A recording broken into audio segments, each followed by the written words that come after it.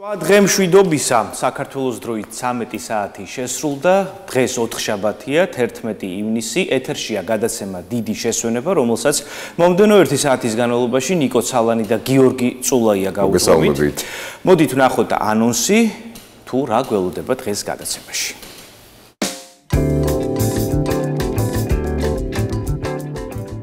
დღეს დიდი შესვენების ეთერში ნახავთ. პროექტი გამომყევი აჭარაში. გადაცემაში სტუმრად ტურიზმის დეპარტამენტის თავმჯდომარე თინეთინ ზოიძე. როგორ შევაყვაროთ ბავშვებს ცხოველები? თემაზე ვსლად ისაუბრებს ცხოველთა დამცველი თეონა ყურშუბაძე. მთის ფესტივალი, ახალგაზრდობის რეგიონალური ცენტრის ღონისძიება, სტუმრად ცენტრის წარმომადგენელი გიორგი მურადიშვილი. და ბოლოს, ქორეოგრაფიის საღამო, ბათუმის კულტურის ცენტრის კონცერტები. გადაცემაში სტუმრად მთავარი ქორეოგრაფი შალვა გოგუაძე და ქორეოგრაფ-რეპეტიტორი მირანდა ბაღდადიშვილი.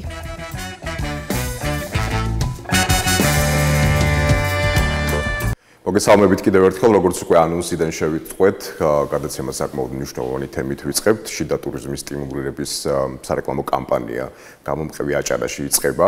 აჭარის ტურიზმის დეპარტამენტი ქართულ ინფლუენსერებს, კონტენტ კრეატორებს, ფოტოგრაფებს, ვიდეოგრაფებს მოუწოდებენ, რომ კიდევ ერთხელ იმოგზაურონ აჭარის რეგიონში. კამპანიაში მონაწილეობისთვის რეგისტრაცია 16 ივნისიდან იწყება, ხოლო 1 ივნისიდან აგვისტოს ბოლომდე, ესე ვთქვათ, მონაწილეებს საშუალება ექნებათ გადაიღონ, ესე ვთქვათ, საინტერესო კონტენტი, გაუზიარონ ის გამომწერებს და მოიგონ მთავარი საპრიზო, ესე ვთქვათ, პრიზი, რომლის, ესე ვთქვათ, რაოდენობა საკმაოდ მნიშვნელოვნად გაიზარდა, უფრო ვრცლად.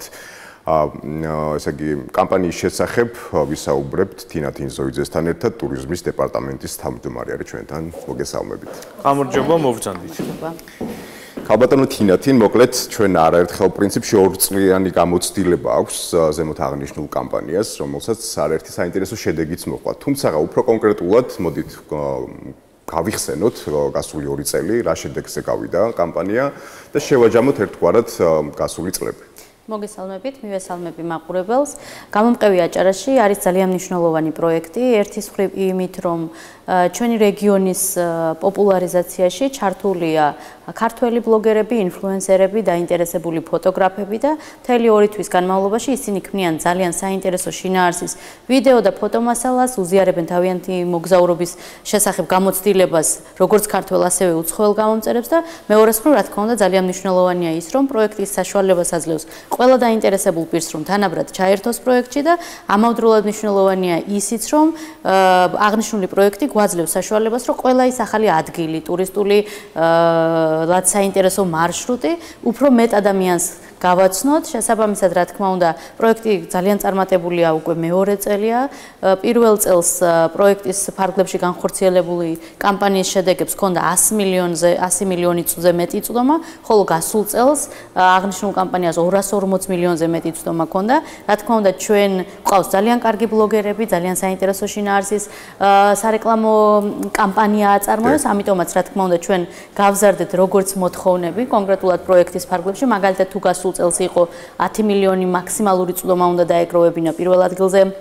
გასულ ბლოგერს წელს უკვე ეს გაორმაგდა და არის შესაბამისად მინიმუმი 20 მილიონი წვდომა უნდა კონდეს ბლოგერს, რომ გახდეს პირველი ადგილის მფლობელი. რა თქმა უნდა, ჩვენ დანარჩენ 3 ადგილზე გასულ ამ შემთხვევაში ბლოგერებისთვისაც გავზარდეთ თანხა წახალისების მიზნით და შედეგები და ის შინაარსი, რაც კონკრეტულად ამ პროექტს აქვს, რა თქმა უნდა, მოვარგეთ ყველა იმ საჭიროებას და რეკომენდაციას, რომელიც იყო გაწეული თუნდაც ბლოგერების მხრიდან პროექტის მისამართით. პროექტი არის წარმატებული, მოუწოდებთ ყველას ჩაერთოს აღნიშნულ პროექტში და რა თქმა უნდა, ჩვენ ყველამ ერთად უნდა ვიზრუნოთ იმისთვის, რომ ჩვენი ქვეყანა და რეგიონი უფრო პოპულარული გახდეს. საინტერესოა, თქვენ რამდენჯერმე ახსენეთ სიტყვა წარმატება პროექტის, ანუ რითგან ისაზღვრება, რა შკალითგან ისაზღვრება პროექტის წარმატება, თქვენი შეფასება. კი, პროექტის წარმატება განისაზღვრება იმით, რომ პროექტის შესახებ წარმოიდგინეთ აჭარაში შექმნილ პირველი იმით, რომ შეიქმნა აჭარის შესახებ ისეთი ფოტო და ვიდეო შინაარსი, რომელიც არ არის დარეკლამებული, რომელიც არის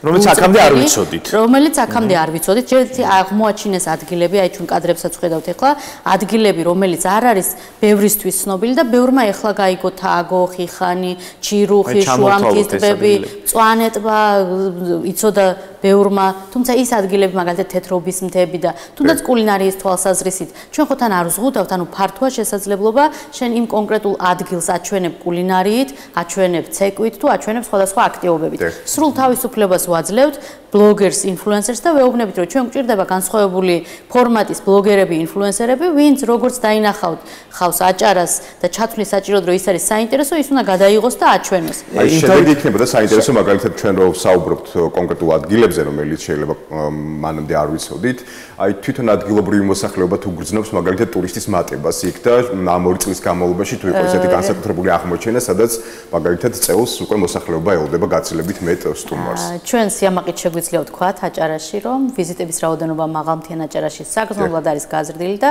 ჩვენ თამამად შეიძლება ვთქვათ, რომ ყველა წელს 20%-ით ემატება ობიექტების, განთავსების ობიექტების რაოდენობა, კვების ობიექტების რაოდენობა. მაგალითად, წინა წლის მონაცემებით, რომელიც დაყრდნობილია საინფორმაციო ცენტრების გამოკითხვებზე საოჯახო ტიპის სასტუმრო სახლების შემთხვევაში 422,000, ანუ თითქმის 9 მილიონ ვიზიტს მიუახლოვდა მაღალმთიან აჭარაში ვიზიტების რაოდენობა. გარკვეულწილად სტიმულიც არის, ხო, ეს ადგილობრივი მოსახლეობისთვის შექმნან მეტი კონკრეტული მომსახურების სფერო, ობიექტი, რომ მაგალითად მზად დახვდეს თუნდაც წელს, როცა უკვე ტურიზმი აქტიურ ფაზაში შედის, ჩამოსულ სტუმარს. რა თქმა უნდა, ეს ერთმანეთთან არის დაკავშირებული, ანუ გაზრდილი საჭიროება, გაზრდილი მოთხოვნა ერთმანეთს უკავშირდება და უფრო მეტსაც გეტყვით, ყველა ის ადგილი, რაც აქ კონკრეტულად ბლოგერების ვიდეოში, ფოტოში იყო, ჩვენ აჭარაში უკვე გვაქვს კონკრეტული GPX ფაილები, Google-ის რუკები სპეციალური, რომელიც ადაპტირებულია სამოგზაურო პლატფორმებთან და უკვე დღეს, როდესაც მიდიხართ შუამთის ტბებზე, ჩირუხში, იგივე მაგალითად ტბიყელის ტბაზე, პირდაპირ შეგიძლიათ ძალიან მარტივად ნავიგაციით იმოგზაუროთ და ეს არის პროფესიონალურად გაკეთებული რუკები. ყველა ახალი ადგილი, სადაც ვიზიტორი მიდის, ჩვენ ტურიზმის დეპარტამენტი უკვე ვახვედრებთ ვიზიტორს ამ ყველა საჭირო ინფორმაციას, რაც მათ ჭირდებათ მოგზაურობისთვის. შესაბამისად, ასევე ამ პროექტს აქვს საშუალება მოუწოდებთ ყველა ობიექტს, მაგალითად ვინმეს უნდა რომ გადააღებინოს ამ ბლოგერებს თავიანთი ობიექტი იქნება თუ ადგილი ლამაზი და შესთავაზოს, იდეა შესთავაზოს. ეს ძალიან კარგად იმუშავა აღნიშნულმა პროექტმა ამ მიმართულებითაც, იმიტომ რომ ტურიზმის დეპარტამენტს აქვს განსაზღვრული 4 აუცილებლად სანახავი ადგილი და აქ დავაზუსტებ იმას, რომ როდესაც ბლოგერი მონაწილე პროექტში მონაწილეობისთვის აუცილებელია გაიაროს რეგისტრაცია follow ajara.gz-ზე, ანუ კონკრეტულად პლატფორმაზე, ძალიან მარტივია რეგისტრაცია. რეგისტრირდება, მთავარი მოთხოვნა არის ის, რომ მომხმარებლების 60% უნდა ყავდეს ქართველი, ვინაიდან ეს არის საქართველოს ტურიზმის სტიმულირების კამპანია, მეორე უნდა იყოს საქართველოს მოქალაქე, არ შეუძლია პროექტში მონაწილეობის მიღება საჯარო სამსახურში მომუშავე ადამიანს, ან საბიუჯეტო დაფინანსებაზე მყოფ პირს, ასევე არ შეუძლია პოლიტიკური ორგანიზაციის წევრს ან პოლიტიკასთან დაკავშირებულ ორგანიზაციას, კი ნებისმიერ პირს. სხვა შეზღუდვა არ არის ამ კონკრეტულ პროექტში, შეუძლია ნებისმიერ ბლოგერს, ინფლუენსერს დაინტერესებულ პირს იმოგზაუროს. პროექტის ბოლომდე დიდი ვალდებულებები რაღაც კუთხით არ აქვს, მთავარია დაიცვას ის პირობები, რაც წინასწარ ყველაფერი არის გაწერილი და რა თქმა უნდა, თუ ის მიაღწევს 20 მილიონ ნახვას, უკვე ავტომატურად ჩვენ ამაზე ისედაც გვაქვს ინფორმაცია და ავტომატურად ვებგვერდზე ასევე ყველა ჰეშტეგით ატვირთული მასალა ავტომატურად იტვირთება. ანუ ნებისმიერ დროს თქვენ რო დაგაინტერესოთ კამპანიის ფარგლებში ვინ იმოგზაურა, ვებგვერდზე ეს ყველაფერი გადმოდის მათ მიერ ატვირთული მასალები. კონკურენციის ნაწილი სამ შემთხვევაში რაღაცნაირად იფილტრება, ხო? თუ ერთი კონკრეტული კონტენტ კრეატორი ერთ კონკრეტულ ლოკაციაზე მიდის, მას შეუძლია რომ სხვანაირად დაინახოს ეს და გადაკვეთებიც არის. როდესაც გაივლის რეგისტრაციას, შემდეგ უკვე მას როგორც არის დახურული ფანჯრები, ისე ირჩევს კონკრეტულად სამოგზაურო პაკეტს, რომელზეც შიგნით არ იცის რა არის, არც ერთმა. შემუშავებულია კონკრეტული ადგილები, დაახლოებით ყველაში არის 5 ადგილი, 5 თემა, 4 არის სავალდებულო სანახავი, ანუ ერთ-ერთით რომ გამოტოვოს ავტომატურად პროექტი. აი, საინტერესოა რომელიც 4 სავალდებულო ლოკაცია, რომელიც აუცილებლად ყველაში განსხვავებულია. 7, 8 შესაბამისი შეთავაზება არის, ინდივიდუალურად არის, ეს არის გადანაწილებული მუნიციპალიტეტების მიხედვით, ადგილების მიხედვით, ფორმატის მიხედვით და მეხუთე თემა არის თავისუფალი. თავისუფალი თემაში შეუძლია გადაიღოს ნებისმიერი რამე, რომელიც არ ეწინააღმდეგება კამპანიის პირობებს. სხვა შემთხვევაში სრული თავისუფლება აქვს და ასევე ჩაეთვლება ის მეხუთე თავისუფალ თემაში გადაღებული ნებისმიერი ბლოგი, პოსტი, ფოტო ყველა. გამომყევი აჭარაში იმთავითვე საინტერესო სახელწოდებაა, რომელიც რაღაცნაირად გაჯადოებს და მიგიზიდავს ხოლმე მსმენელს, მაყურებელს თუ მონაწილეებს. აი, სწორედ მონაწილეები ახსენეთ და თემატიკა, რომელსაც ისინი ირჩევენ. საინტერესოა წინა პროექტში ვინც ღებულობდა მონაწილე თქვა ამ პროექტში მონაწილეობას ისინი თუ შეძლებენ წელს მონაწილეობის მიღებას შეზღუდვა თუ ამიტომ რომ თქვა ახალი მონაწილეები რო წარმოვაჩინოთ ამიტომ გეკითხებით საინტერესოა როგორ იქნება წელს შერჩევის პროცესი ჩვენ რა თქმა უნდა აღნიშნულ საკითხებს ვიფიქრეთ და როგორც გასულ წელს ქონდა პირველ ადგილზე გასული ბლოგერი წელს ვეღარ იღებს მონაწილეობას პროექტში მხოლოდ პირველ ადგილზე გასული ბლოგერი დანარჩენებს ყველას შეუძლია მიიღოს მონაწილეობა ეხა ბლოგერი რომელიც მონაწილეობდა პირველ წელს, ანუ 2023 წელს, მას შეუძლია უკვე წელს მიიღოს მონაწილეობა, ანუ ერთი წლის გამოტოვებით. ეს არის წესი, გარდა ჩვენ შეგვიძლია ვთქვათ, რომ ყველა ბლოგერი საქართველოს ჩვენ ყველასთან მიგვიწვდება ინფორმაცია და ვიცით, რომ ძალიან ბევრი არის დაინტერესებული, ელოდება პროექტს და ჩვენც სულ მოუთქმელად ველოდებით ნახოთ მათ მიერ გადაღებული ძალიან საინტერესო შინაარსის სარეკლამო. საპრიზო ფონდი დარწმუნებული ვარ, საინტერესო იქნება მონაწილეებისთვის, მით უმეტეს რომ ერთიორად არის გაზრდილი შარშანდელთან შედარებით გითხარით საპრიზო ფონდზე და შემდეგ უკვე ადგილების მიხედვით როგორ ნაწილდება, რომ მეტი სტიმული მივცეთ ჩვენს მაყურებელს. კი, ერთის მხრივ ჩვენთვის ძალიან მნიშვნელოვანია, რომ იმ ადამიანების შრომა, რომელიც ახლა 20 მილიონი ნახვა რო დააგრო კონტენტზე და 20 მილიონის დაუბუსტავად დაურეკლამებლად მიაღწიო ძალიან დიდი შრომა ჭირდება და ჩვენთვის მნიშვნელოვანია რომ ერთის მხრივ мотиваცია გქონდეთ ბლოგერებს ვინც ამ პროექტში მიიღებს მონაწილეობას და მეორე რა თქმა უნდა მათ გქონდეთ ინტერესი რომ ეს ბლოგერი აძლევს მათ რაღაც კუთხით სარგებელს ამიტომ ამ საკითხებზე ძალიან აქტიურად ვიმუშავეთ ბლოგერებს მთელი 2 თვის განმავლობაში მოგზაურობენ აჭარაში და ისინი აკეთებენ იმ ძალიან დიდ საქმეს 240 მილიონი წვდომა აჭარის ტურისტულ პროდუქტებზე ეს არის ძალიან დიდი შედეგი ტურისტული თვალსაზრისით და ყველა პლატფორმა ეს იყო TikTok-ი, Instagram-ი, YouTube-ი თუ Facebook-ი, ყველგან აჭარა იყო, ყველგან აჭარის ამ შემთხვევაში საინტერესო კონტენტი იყო. პრიზების გადანაწილებას რაც შეეხება, ვინაიდან ჩვენ გავზარდეთ მოთხოვნა, ანუ 10 მილიონის ნაცვლად 20 მილიონი არის მინიმუმი, რაც უნდა დააგროვოს პირველ ადგილზე, ბიუჯეტიც გაიზარდა, პირველ ადგილზე გასულისთვის არის 150,000 ლარი. პირველ ადგილზე გასული, მეორე ადგილზე გასული ეს არის 70,000 ლარი, მესამეზე 50,000 ლარი და მეოთხე ადგილი ეს არის 30,000 ლარი. საკმაოდ სოლიდური ბიუჯეტია გამოყოფილი ამ პროექტისთვის. მოდით მონაწილეებს შევეხოთ კიდევ ერთხელ, დარწმუნებული ვარ, არაერთი ბლოგერი ეხა თვალყურს გვადევნებს და რო ავუხსნათ მათ პროექტში რეგისტრაციის პროცედურა, როგორ ხდება? თუ უკვე დასრულებულია? არა, 16 პროექტში რეგისტრაცია ნებისმიერ დროს შეგიძლიათ. მთელი პროექტის განმავლობაში. ოღონდ რეგისტრაცია იწყება 16 გაიხსნება ვებგვერდზე 16 ივნისიდან. ანუ ორ შაბათიდან გაიხსნება. თუ ეხა არ მოიფიქრებენ ორი კვირის მოიფიქრებენ არანაირი შესაძლებლობა არ აქვს ტურიზმის დეპარტამენტს. არ უნდა არაფერი არ არის საჭირო, მარტო უნდა შევიდეს და ვებგვერდზე გაიაროს რეგისტრაცია, რომ თავისი პროფილი შეიქმნას. დაარეგისტრიროს უნდა თავისი სამუშაო როგორ თქვა YouTube-ი იქნება, Instagram-ი, ნებისმიერ ერთი პლატფორმა მაინც უნდა დაარეგისტრიროს. მაგრამ წინასწარ უნდა დაარეგისტრიროს ყველა ის პლატფორმა, მე ვეღარ დაამატებს. სადაც უნდა რომ რითაც უნდა რომ მონაწილეობა პროექტში მიიღოს, მაგალითად ეხლა თუ დაარეგისტრირა სიტყვაზე Facebook-ი და YouTube-ი მხოლოდ და არ დაარეგისტრირა Instagram-ი და TikTok-ი, შემდეგ ეს Instagram-ი და TikTok-ი არ ჩაითვლება. ასევე ჩვენ როდესაც ვაფასებთ მაგალითად გასულ წელს თქვენც ესწრებოდით დაჯილდოებას იყო მონაწილეები ვისაც 10 მილიონი ნახვა არ ჩაეთვალა იმიტომ რომ თქვათ გამოყენებული ქონდათ სოციალური რაღაც აქტივობები და დისკუსია იყო ამაზე და ასე შემდეგ ბუსტერები ისედაც არ ითვლება ეს პირდაპირ როგორც კი ჩვენ ვამოწმებთ ამ ყველაფერს და როგორც კი ეს ანუ ჩვენ ჩანს ეს ყველაფერი სისტემაში შესაბამისად განსაზღვროთ ეს გარკვეული ფილტრი აი რა შემთხვევაში შეიძლება რომ მაგალითად ნახვები არ ჩაითვალოს და რა იყო შარშანდელი მონაწილეების შეცდომა რაც შეიძლება წელს აღარ გაიგოს. აი მაგალითად სიტყვაზე ერთ-ერთ მონაწილე შეიძლება კონდეს აქედან გადაღებული თუნდაც ქობულეთის ფოტო ბათუმიდან და ეს ქობულეთის სანაპირო თუ აქ მაგალითად სიტყვაზე იმაში რა ქვია იმ სავალდებულო სანახავში ის არ ჩასულა იქ ადგილზე და არ გადაუღია შესაბამისად არ ჩაეთვლება ის 4 სავალდებულო რაც გადასაღებია აუცილებლად უნდა ჩავიდეს ადგილზე და ხდებოდეს უნდა იდენტიფიცირება რომ ნამდვილად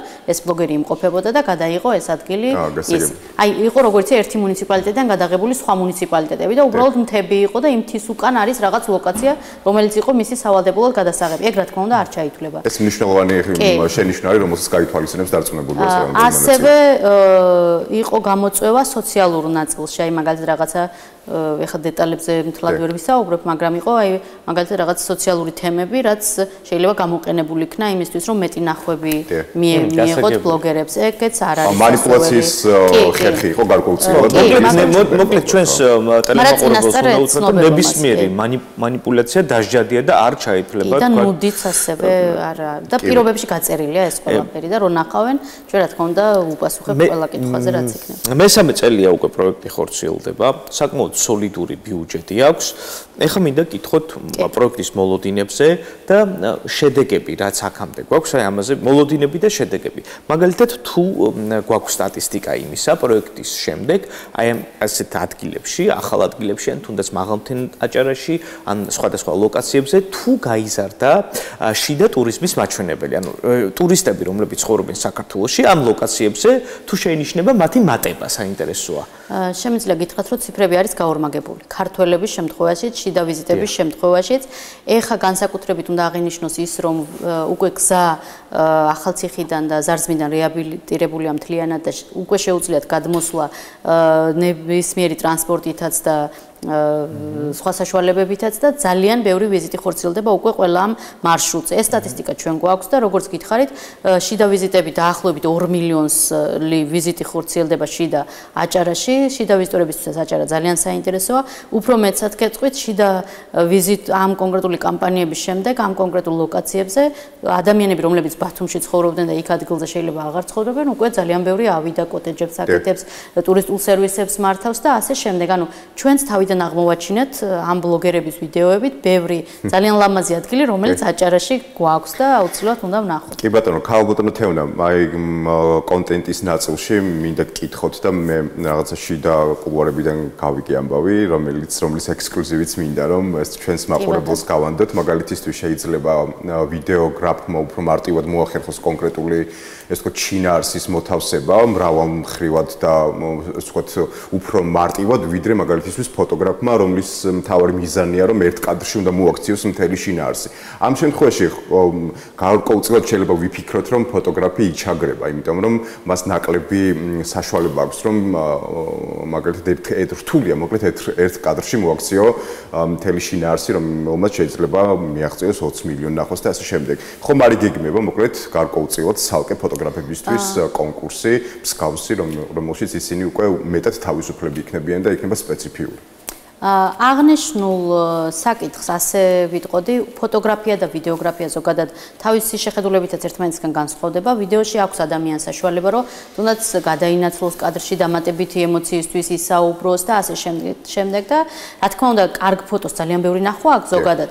თუმცა ვიდეოებს ჩვენ წინა 2 წლის პრაქტიკით რომ ვიმსჯელოთ, უფრო მეტი ნახვა აქვს ვიდრე ზოგადად ფოტოებს. ამ ნაწილში რა თქმა უნდა ჩვენც ვფიქრობთ, რა შეიძლება გავაკეთოთ ისეთი, რომელიც მისცემს საშუალებას, რომ ამ პროფესიონალ ფოტოგრაფებსაც ჰქონდეთ ჯანსაღი კონკურენციის ნაწილში ძალიან ლამაზი კადრების გადაღების საშუალება და მთლად რომ არ იყვნენ ამ ნახვების ნაწილზე, იმიტომ რომ ფოტოს გადაღება საერთოდ ცალკე ხელოვნებაა. შესაძლებელია ფოტოს გადაღებისთვის, ერთი ფოტოს გადაღებისთვის მთელი 1 კვირა ან 2 კვირა დაგჭირდეს, იმისთვის რომ მიიღო ის შედეგი, რაც საჭიროა და ეს შესაძლებელია ისე კარგად ვერ შეფასდეს Facebook-ზე, როგორც მაგალითად შეაფასებდა ამას პროფესიონალური ორგანიზაცია, თუნდაც ტურიზმის დეპარტამენტი, რომელიც ამ ფოტოს შემდეგ იყენებს უკვე ქვეყნის საპოპულარიზაციოდ, იგი ისეთ პლატფორმებზე, როგორიც არის Lonely Planet-ი, ან National Geographic-ი, ან Wanderlust-ი და ასე შემდეგ. ამიტომ აღნიშნულ საკითხზე ვმუშაობთ, ვფიქრობთ, ფოტოგრაფებთანაც გავიარეთ რიგი კონსულტაციები და ვფიქრობთ, რომ შესაძლებელია გქონდეს ისეთი პროექტი, რომელიც მისცემს მას საშუალებას, რომ ეს აჭარის ულამაზესი სანაპირო და მთები წარმოაჩინონ და მათი შრომაც იყოს დაფასებული. ეს ნამდვილად მნიშვნელოვანი სტიმული იქნება ფოტოგრაფებისთვის. ჩვენთვისაც მნიშვნელოვანია. ჩვენ ვიცით და გვახსოვს არაერთი მნიშვნელოვანი კადრი, არა მხოლოდ ამ პროექტის ფარგლებში, არამედ ზოგადად მაღალმთიან აჭარაში რამდენად მნიშვნელოვანია ფასდაუდებელია ეს რაღაცნაირი ხელოვნების ნიმუში, რომელიც ხშირ შემთხვევაში არ მეორდება და თან რაღაცნაირი განსაკუთრებულია.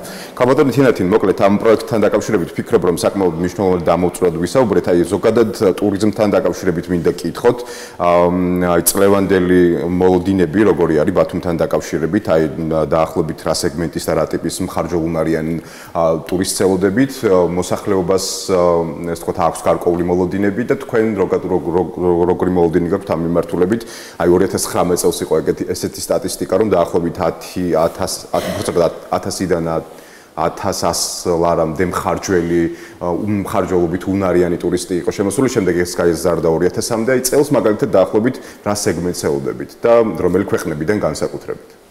მოლოდინები ძალიან დადებითი გვაქვს მიმდინარე წლის ტურისტული სეზონისთვის და მე ვიტყოდი რომ საზღვაო ტურისტული სეზონისთვის, თორე აჭარა უკვე არის 4 სეზონის ტურისტული მიმართულება.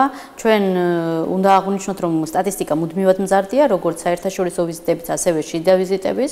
თუ ავიღებთ თუნდაც ახლა მიმდინარე წლის სტატისტიკას ბათუმის საერთაშორისო აეროპორტის 40%-ით გაზრდილია ვიზიტების რაოდენობა ბათუმის საერთაშორისო აეროპორტში. იგივე შემიძლია ვთქვა ქალაქში სხვადასხვა ობიექტზე ვიზიტებზე, იგივე შეიძლება ითქვას მთიანი აჭარის მარშრუტებზე. რა თქმა უნდა, ჩვენ ორი მიმართულებით მუშაობთ. აქ ერთი არის ის, რომ აქტიურად ვახდენთ ჩვენი ქვეყნის პოპულარიზაციას 25-ზე მეტ ქვეყანაში, სხვადასხვა აქტივობებით და ძალიან წარმატებული კამპანიები გვაქვს. მეორეს მხრივ, რა თქმა უნდა, აჭარა და საქართველო როგორც ტურისტული მიმართულება წარმოდგენილია ყველა მნიშვნელოვან საერთაშორისო პლატფორმაზე, სადაც წამყვანი ტურისტული მიმართულებებია და ჩვენი ქალაქი ყოველთვის ძალიან კარგად პოზიციონირებს აღნიშნულ პლატფორმებზე და მესამე მნიშვნელოვანი საკითხი, რა თქმა უნდა, ჩვენ აქ ადგილზე ძალიან აქტიურად მუშაობთ, რომ ისეთი პროექტები, როგორც თუნდაც გამომყევი აჭარაში არის, იგივე სერვისის განვითარების პროექტები, იგივე ტურისტული პროდუქტების, ბილიკების განვითარების პროექტები, ახალი ტურისტული ობიექტები, სერვისები და ასე შემდეგ, ეს ყველაფერი იყოს ადგილზე მოწესრიგებული და დახვდეს ადგილზე ჩამოსულ ვიზიტორებს. რაც შეეხება საშუალო ხარჯს, რაც მიმდინარე პერიოდით არის შეფასებული სახელმწიფო სტატისტიკის სააგენტოს მხრიდან დაახლოებით საშუალო ხარჯი ვიზიტზე არის 2000 ლარი შეადგენს. ხო, გაზრდილია რა თქმა უნდა და ჩვენ ის უნდა ითქვას, რომ ბაზრების დივერსიფიკაცია ძალიან მნიშვნელოვანია. საქართველო არის ქვეყანა, რომელსაც შეუძლია იყოს საინტერესო მიმართულება მსოფლიოს ნებისმიერი ადამიანისათვის. ეს იქნება კულინარიით დაინტერესებული, ეს იქნება ფოლკლორით დაინტერესებული, ტრადიციით, ბუნებით. საქართველოს გვაქვს ისეთი ბუნება, რომელიც აი ძალიან განსხვავებულია. იგივე სანაპირო ზოლით, სტუმართმასპინძლობა, ხალხი, ანუ მოგზაურობ ისეთ ადგილას, სადაც შენ ქსიამოვნებს იქ ჩასვლა და თავს კარგად გრძნობ და საქართველოში ვიზიტები 62% არის განმეორებული ვიზიტები, ანუ მეორედ ან მესამედ ჩამოდის და ეს გულისხმობს იმას, რომ ადამიანებს მოსწონთ საქართველოში მოგზაურობა და ჩვენ დივერსიფიკაციას ვახდენთ. ამ კონკრეტულ შემთხვევაში ერთის მხრივ მუშაობთ ევროპულ ბაზრებზე და უკვე როგორც დიდი ბრიტანეთის, გერმანიის, ცენტრალური ევროპის, ბალტიის პირისპირეთის ქვეყნების, საიდანაც ბათუმშიც არის პირდაპირ რეისები, იგივე ქუთაისის საერთაშორისო აეროპორტში ვართ. რა თქმა უნდა, ამას ემატება იგივე სკანდინავიის ქვეყნები. მუშაობთ, რა თქმა უნდა, ჩვენ ტრადიციულ სამიზნე ბაზრებზე, როგორც არის ისრაელი, როგორც არის სპარსეთის ყურის ქვეყნები, საიდანაც პირდაპირ რეისებია უკვე ბათუმში, იგივე შეგვიძლია ვთქვათ, რომ იმ ახალ ბაზრებზეც, როგორც არის მაგალითად ამერიკის შეერთებული შტატები, ასევე აზიური ბაზრები დაემატა, ეს არის ჩინეთი, ეს არის იგივე ყაზახეთი, უზბეკეთი, საიდანაც თუმცა შარშანდელი კვლევებით მაგალითად ერთ-ერთი მთავარი გამოწვევა იყო, რომ მთლიანი ბაზრის დაახლოებით მხოლოდ 10% შეადგენდა ტურისტი დასავლეთიდან, მაგალითად ევროპელი ტურისტი ნაკლები იყო შარშან, ამას გარკვეული ალბათ მიზეზებიც ჰქონდა. თქვენი აზრით ეს გამოწვევა არა, შემცირებული არ არის, თუ გადავავლებთ, არა, შემცირებული ვიზიტები და ნაკადები არ არის, ამ სტატისტიკურ მონაცემში ამ მსგავსი რამე არ არის, უბრალოდ რა თქმა უნდა ბუნებრივია. მთლიანი ბაზრის 10% დაახლოებით ჩემი აზრით ალბათ მცირე არის, ხო? კი, მაგრამ იცით როგორ არის ვიზიტების ნებისმიერი ქვეყანა რომ აიღოთ, ეხლა მაგალითად გინდა ჩეხეთი აიღოთ, გინდა მაგალითად ნებისმიერი ქვეყანა მსოფლიოში, ვიზიტების უმრავლესობა რა თქმა უნდა მის მეზობელი ქვეყნებიდან არის. ანუ ეს არის ლოგიკა, სადაც ადამიანი მარტივად მიდის სატრანსპორტო საშუალებით და წვდომა ამ შემთხვევაში აქვს, ძირითადი რაოდენობა ვიზიტების ასეა. 10% კი არ იყო, იმიტომ რომ კლება არის ვიზიტების, უბრალოდ ასეა რეალურად მოცემულობა ამ კონკრეტულ სტატისტიკის ჭრილში. და აქ კიდე არის დასაზუსტებელი ამ შემთხვევაში გულისხმობთ ევროკავშირის ქვეყნებს თუ ევროპას. და დამერწმუნეთ, რომ სტატისტიკურ ნაწილში კლება ამ საკითხებში არ არის და ეს ინფორმაციები ყველაფერი საქსტატის ამ შემთხვევაში ოფიციალურ გვერდზეც დევს. მოკლედ გერმანიიდან მაგალითად ძალიან დიდი პროცენტული მაჩვენებლით მატება არის. საინტერესოა ამ ეტაპზე ბოლო კითხვას დაგემშვიდობებით, რამდენი საწოლია აჭარაში, ერთდროულად რამდენი ტურისტის მიღება შესაძლებელი თუ გვაქვს ამის სტატისტიკა? საწოლების და ობიექტების რაოდენობა ვიცი, თუმცა ადგილების რაოდენობა შესაძლებელია ზუსტად ზოგადად რეგისტრთან არის რეგისტრირებული და არარეგისტრირებული სექტორი და აჭარას შეუძლია დაახლოებით 40,000-დან 80,000-მდე ვიზიტის მიღება მთლიანად აჭარის რეგიონში. ანუ ეს იქნება სარფიგო, ნიოკვარიათი, ქობულეთ, იმიტომ რომ ჩვენ გვაქვს ძალიან ბევრი უკვე კერძო სექტორში არსებული ბინები და საოჯახო ტიპის სასტუმრო სახლები, რომლებიც იღებენ რეგისტრირებული ობიექტების რაოდენობა ამ ეტაპისთვის დაახლოებით 40,000-ს შეადგენს ადგილების რაოდენობა რეგისტრირებულ სექტორში და ერთი ამდენი არის უკვე არარეგისტრირებული. მოკლედ გვეწვიეთ აჭარაში. გამოვყევით აჭარაში. ხაბატონო თინათინ რომ ბათუმი და აჭარა მზად არის ახალი ტურისტული სეზონისთვის და მოთხოვნა ეს თქვათ მიწოდების ნაწილში უკვე მზად არის ბათუმი ეს თქვათ გაუწიოს.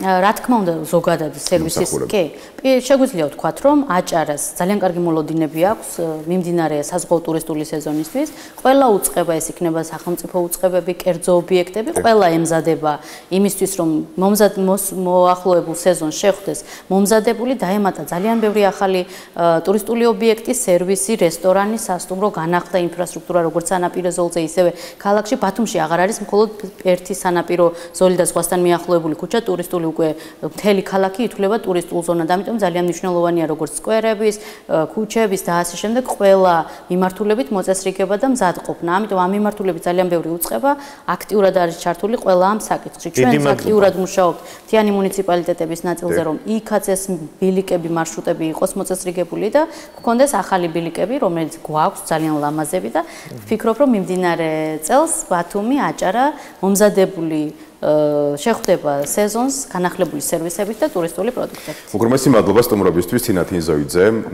აჭარის ტურიზმის დეპარტამენტის თავმჯდომარე გახდათ. წარმატებები და მოკლედ ველოდებით კიდევ ბევრ სიახლეს სეზონის განმავლობაში. მადლობა დიდი.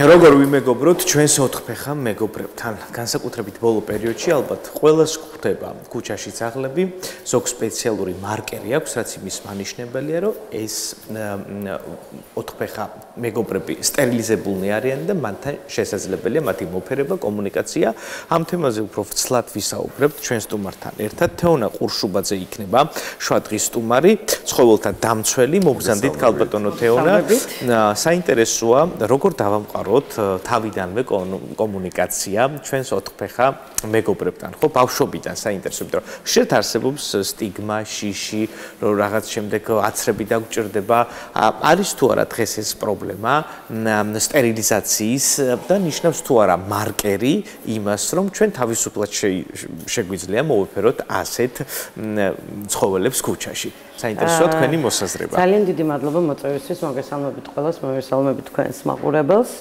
მოდით მაშინ დავიწყოთ სულთავიდან ხო აი თქვენ ახლა დასვით ძალიან კარგი კითხვა რომ ისინი რო არიან მარკირებული ანუ საჭირო აქვთ და აი ხო არ არის თქვა რაღაცა და როგორ მოვეფეროთ კი ბატონო მიუხედავად იმისა რომ ჩვენს ქვეყანაში და ნუ ბათუმშიც რა თქმა უნდა არა ვართ გამონაკლისი ყავს ძალიან აურაცხელი ოდენობის მიუსაფარი ცხოველი მინდა ვთქვა რომ ეს ცხოველები არიან აბსოლუტურად უსაფრთხო მოსახლეობისთვის და არ წარმოადგენენ ისინი საშიშროებას ვინაიდან ყოველწლიურად ხდება ამ ცხოველების რევაქცინაცია ანუ თქვენ შეამჩნევთ რომ საჭირის ფერები ყოველ წელიწადს რატომ აი ერთ ცხოველს ვთქვათ ყვითელი რომ აქვს იგივე ცხოველს მეორე წელს უიცის ფერი აქვს უი მე რაღაც ფერების განსხვავებას გითხარით ფერების განსხვავება ნიშნავს რევაქცინაციას ანუ ეს ცხოველი გადაყვანილი წელიწადში ერთხელ მიდის აიბოლიტში რომელიც არის ტენდერში გამარჯვებული ვინ უზრუნველყოფს ამას საინტერესოა ამას ეს არის კერძო თვითონ სევერი რომელმაც მიიღო ტენდერში მონაწილეობა რომელიც ახდენს სტერილიზაცია კასტრაცია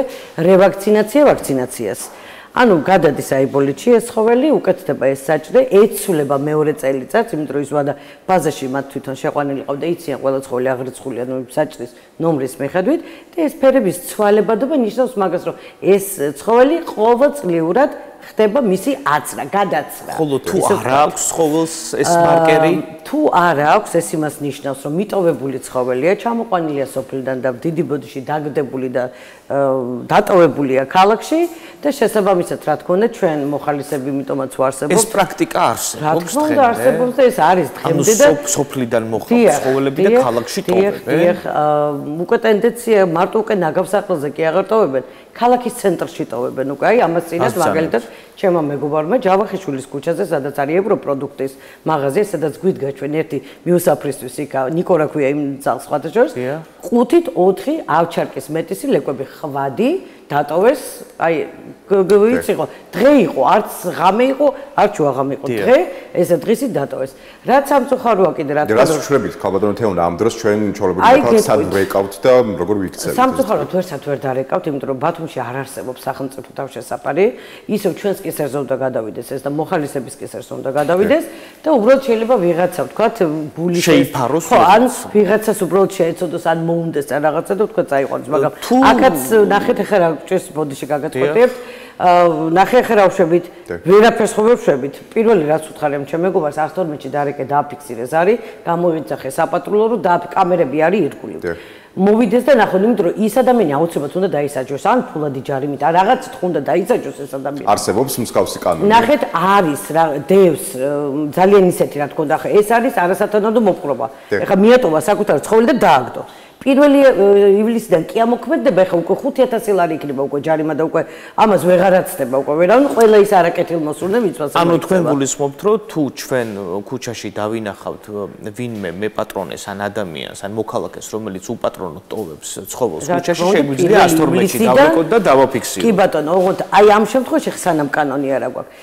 მოვიდა საპატრულო პოლიცია, რა თქმა უნდა ჩვენ ვერაფერს ვერ ვისაუბრებთ. ფაქტი აღწერა და წავიდა. არაფერი, ხო ანუ რეაგირება რა თქმა უნდა ვერ, თუმცა ვერ ვიტყვი იგივეს მეოთხე, ანუ განყოფილებებსაც გააჩნია. გასაგებია. მოგლეთ თუმცა 1 ივლისიდან ავალდებულებს კანონის შესახებ რას გულისხმობს და რა კონკრეტული, ესე ვთქვათ, სადამსჯელო ღონისძიებები შეიძლება გატარდეს იმ ადამიანის მიმართ, რომელიც არასრულფასოვნად და არასათანადოდ ეკრწევა ცხოველს.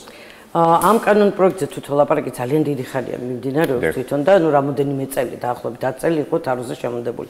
თუმცა რაღაც ეს ყინული დაიძრა და თბილისში მყოფი ვინც არიან ახლა თვითონ ორგანიზაცია, მე თქვენ იცით რომ მე არა ვარ ორგანიზაცია, მე ვარ უბრალოდ ჩვეულებრივი რიგითი მოქალაქე. როდესაც ანუ წამოვიდა ისევ საუბარი ამ კანონ პროექტზე და თვითონ რაც იყო შეგინდ გაწერილი, იყო ძალიან როგორც აღმოაჩინეს, ახლა მე არა ვარ ისეთი კომპეტენტური, თუმცა რაღაცები მესმის ჩემებურად ესე ვთქვათ. აღმოაჩინეს რომ ძალიან ბევრი ხარვეზი იყო და გამოსასწორებელი იყო. როგორც ახლა ერთ-ერთი არასამთავრობო ორგანიზაციის წევრს ლაივი ქონდა ჩართული და მოусმინე, ესე იგი ცვლილებები შეტანილია დაახლოებით 50-55% ცვლილებები შეტანილია და გათვალისწინებულია რაც ამ არასამთავრობო აი ცხოველების დარგში არასამთავრობო ორგანიზაციებმა მიაწოდეს და ეს რა თქმა უნდა ძალიან კარგია. პირველი ხარ ითიც იწყება ეს კანონ პროექტი და რაც ძალიან გამიხარდა არის ის რომ კარდაკარ პროექტია. ანუ რას ნიშნავს ეს? ყველა ადამიანთან მივლენ სახლში, აი ზუსტად კარდაკარ მეთოდით შემოწმდება ყველა ცხოველი, სავალდებულო იქნება ყველა ცხოველის დაჭიპვა და ამ ჩიპის შემდეგ ბაზაში აღრიცხვა ხდება ფაქტობრივად. აუცილებლად. ჩვენ ახლა კი ვჩიპავთ ცხოველებს, მაგრამ რეალურად არ არსებობს ბაზა, სადაც შეიძლება მოვიზიოთ ჩვენ ამა თუ იმ ცხოველის პატრონი. ამიტომ აი ამით რო დაიწყება, შემდეგ თუ არ არის დაუშვათ არანაირი რა მოცემულობას გვაძლევს ეს აღრიცხვა და სად გვეხმარება ჩვენ აი ამის აი ნახეთ რაში გვეხმარება, აი ელემენტარულად დაუშვათ დაიჭიპა ეს ცხოველები, ხო? და ჩვენ რამდენი ყავს ქუჩაში ნაპოვნი გინდა კანეკორსო, ნუ უკვე n რაოდენობის და აურაცხელი რაოდენობის გერმანული ნაგაზები, n რაოდენობის კოკერსპანიელები, ხო? უკვე რო ეს ცხოველი იქნება და თვითგასეირნება. რაც აი ყველაზე მეტად აი მაღიზიანებს და გვეზიზღება ჩვენ ცხოველმოყვარულებს, რო უშვებენ ამ ცხოველებს, ხვადებს განსაკუთრებით. იმიტომ რომ იმათ რო პერიოდი ეწყებათ, რა თქმა უნდა, გაიცეირნონ იმათმა და შესაძლებლად ამრავლებენ მე ამ მიუსაფარ ცხოველებს ქუჩაში, რომლებიც არასტერილურები არიან. მოხდება ამ ჩიპირება ხო მოხდება შემოწმება რომ მოხდება და ეს ცხოველი რო გარეთ აღმოჩნდება ისევ ანუ ეს კონკრეტული ცხოველი ბაზაში ხო იქნება რეგისტრირებული პატრონი ის 5000 ლარი დაჯარიმდება ავტომატურად ანუ პირდაპირ როგორც ახლა ჯარიმები და რაღაცები რო არის აი ასე ჩვეულებრივად დაჯარიმდება ეს ადამიანები თავდანაცილების ნაწილში მაგალითად გამეცა ვერ დავიჭირე ასე შემდეგ არ იმუშავებს იმიტომ ხარ ადამიანი იმიტომ ხარ ორფეხა იმიტომ გაქვს გონება რა თქმა უნდა რომ უნდა მიხედო რომ არ გაგიქცეს არ გაგეპაროს და ასე შემდეგ. მოკლედ ეს თავიდანაცილების ნაწილი ვერ დადგება ხო ფაქტიურად? ვერ დადგება ვერანაირად, იმიტომ რომ აი შეუძლებელია. ჩვენ ხო ვიცით ახლა მე მაგალითად ძალიან ბევრი წყოვილი ვიცი, რომელიც თვითგასეირნებაზე ყავთ. უშვებენ ეგ კი არა ფისოებსაც. აი ეს საერთოდ ჩემთვის აი აბსოლუტურად მიუღებელია. მე-9 საათულა ფისო როგორ უნდა გაუშვა, გაისეირნოს და ამოვიდეს მერე ზევით. ხო, ნუ ეს არ არის ნორმალური რა, არ შეიძლება ეს რაღაცა. ანუ დიდი შანსია რომ ეს ფისო დაიკარგოს. დაიკარგოს ერთი, ცხოველმა დააზიანოს ორი.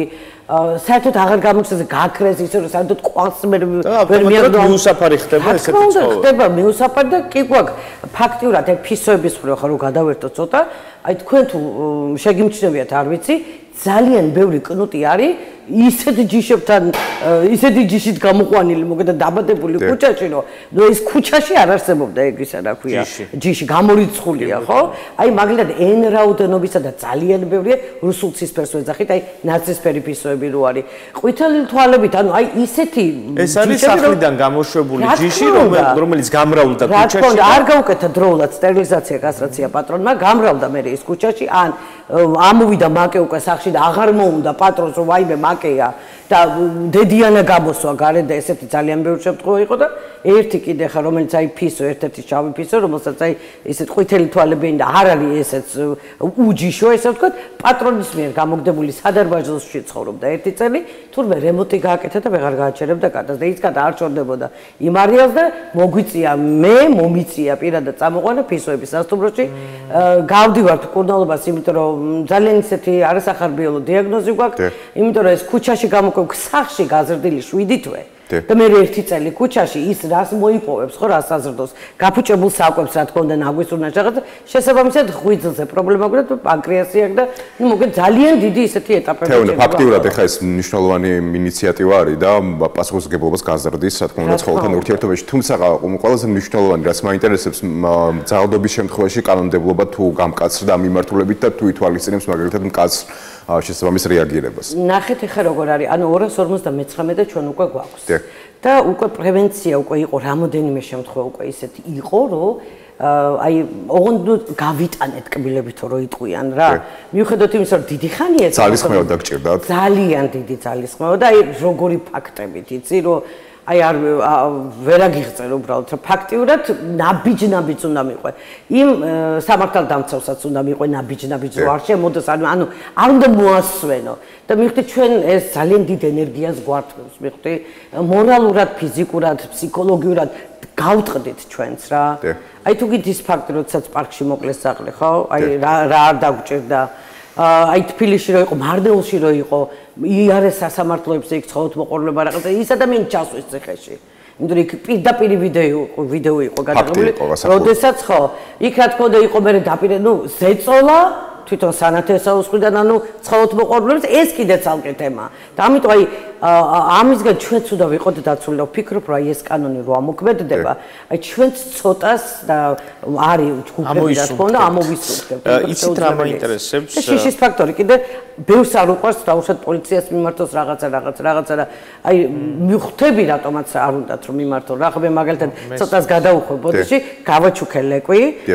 ნუ რა თქმა უნდა პირობები ყველაფერი წაღენებული ახალგაზრდა ცოლქვაი რაღაცა და 2 კვირა არ მაჩვენებდნენ და ნუ ისეთი წამოვიდა აგრესია მათი მხრიდან და ისეთი ხმოვნები და რაღაცა მე პოლიციას მიმართე.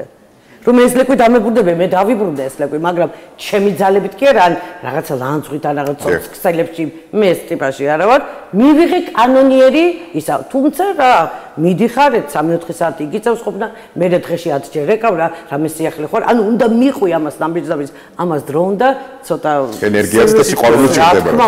ქალბატონო, საინტერესოა, რას ურჩევთ იმ ადამიანებს, ვისაც დღეს ყავთ სუგები, ჩვენი 4 ფეხა მეგობრები, დროული ვაქცინაცია, დროული აქციები და ვინც აპირებს იყოლიოს, საინტერესოა. კი, აი ნახეთ ახლა ამ კანონიდან გამომდინარე, ყველა ვეღარ იყოლიებს ცხოველს, იმიტომ რომ ეს იქნება ძალიან აიგრძალება გამრავლება. გეტყვით ახლა რას გულისხმობ.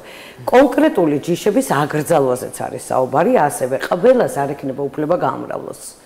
ეს ექნება მხოლოდ ძაღლს აშენებს და რაღაცა სტატუსის მქონე ორგანიზაცია. შედარებით აგრესიულ ჯიშებს ესაუბარი. და მე მგონი თუ არ ვწდები ქალბატონი მარინა ბერძენაძე ლაპარაკობდა, ჰასკის აკრძალვაც კი, ანუ იმიტომ რომ არაკომფორტული გარემოა.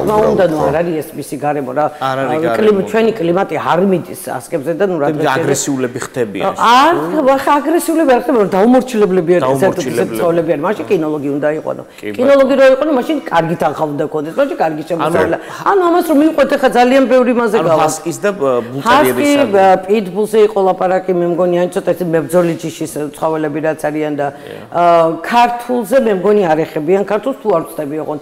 ჯერ ნუ აი შემოვიდეს ერთი და ვნახოთ და რა შეიძლება ვთქვათ ხო აი აყვანას ხო თქვენ როგორ ეს არის დიდი პასუხისმგებლობა ძალიან დიდი პასუხისმგებლობა როგორც საზღვარგარეთ არის ხო აი მაგალითად აი ყველა მაგალითად ვერ იყოლიებს ხოლოს იხდის იქ გადასახადებს ცხოველის დაზღვევა ასე შემდეგ ეს საკმაოდ ისეთ თანხებთან დაკავშირებული და ჩვენ რა თქმა უნდა ჩვენ არა ვართ ახლა ისეთი ქვეყანა სადაც ჩვენი ხელფასით დაუშვათ ყველაფერს ვამყოფინებთ ხო და შესაბამისად ანუ ცხოველსაც ვეღარ ავიყვანთ ასე მარტივად უბრალოდ ახლა არსებული რაც არის აი არსებული ცხოველი რაც არის მიუსაფარია გამრავლებულია თუ რაღაც ამას არავინ არ ეხება ამ წუთას მაგრამ ის რო შეწყდება რომ კიდე გამრავლდეს სტერილიზაცია კასტრაცია არ გაუკეთოს პატრონიანმა რომელიც არანაირ ჯიშს არ წარმოადგენს ანუ თუ გინდა მეტისია არ აქვს აბოთი მე თუ კი ვთქვათ იმ შემთხვევაში მოიპოვებს ის გამრავლების უფლებას თუ კი არის კლუბის წევრი თუ კი ის გადასახადს იხდის და მთელი ის არის აი ეს ეტაპობრივად მიდის ეს ყველაფერი და არ არის მარტივი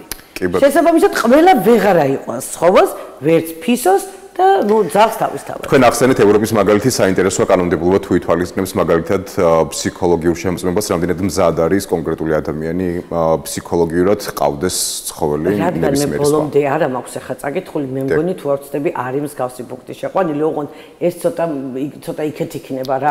იმიტომ რომ ახლა როგორც მით უმეტეს აი მებრძოლი ჯიშები ახსენეთ ამ შემთხვევაში. მაიას გამოსვას ახლა რომ ვუსმინე მართლა სწორად თქვა, რაც თქვა ის წინადადება, ჩვენ ფსკერიდან ვიწყებთო. მართლა ჩვენ სანამ აქამდე მივაქვს ჩვენ ერთი კაი 3-4 წელი შეიძლება დაგვჭირდეს მაგრამ ეხა მთავარი რაც არის და აუცილებელი და უპირობო რაც არის ეს რომ შეწყდეს ეს გამრავლებები მასიური სტერილიზაცია კასტრაცია უნდა მოხდეს ამ ცხოველებს არა მარტო ქალაქებში სოფლებში რომლებიც ძალიან ბევრი ოჯახი წინააღმდეგია ხალხო ეს შემთხვევით არის შოკი ანუ სტერილიზაცია კასტრაციაზე წინააღმდეგები არიან მაგრამ დიდარეში გადასაყრელა და ქუჩაში დასაყრელად ეს ცოდვა არ არის კი ბატონო ქალბატონო თეონა თქვენ შეეხეთ ფსკერს და მე მინდა რომ ესეთი კითხვაც დაგისვათ გარკვეული სკეპტიციზმი არსებობს ცხოველთა მოყვარულთა მიმართ გარკვეულწილად იქიდან რომ არსებობს რაღაც ინფორმაციები საიდანაც ვიგებთ რომ ადამიანები უბრალოდ ამ პლატფორმებს ზოგადად ცხოველებს იყენებენ იმისთვის რომ მათ ჰქონდეთ გარკვეული პირადი სარგებელი თუ არსებობს რაღაც კონკრეტული რეგულაცია ან კანონი რომელიც მაგალითად არ რეგულირებს ამას და არ მისცემს ადამიანს იმის უფლებას რომ კონკრეტული ცხოველის საშუალებით მან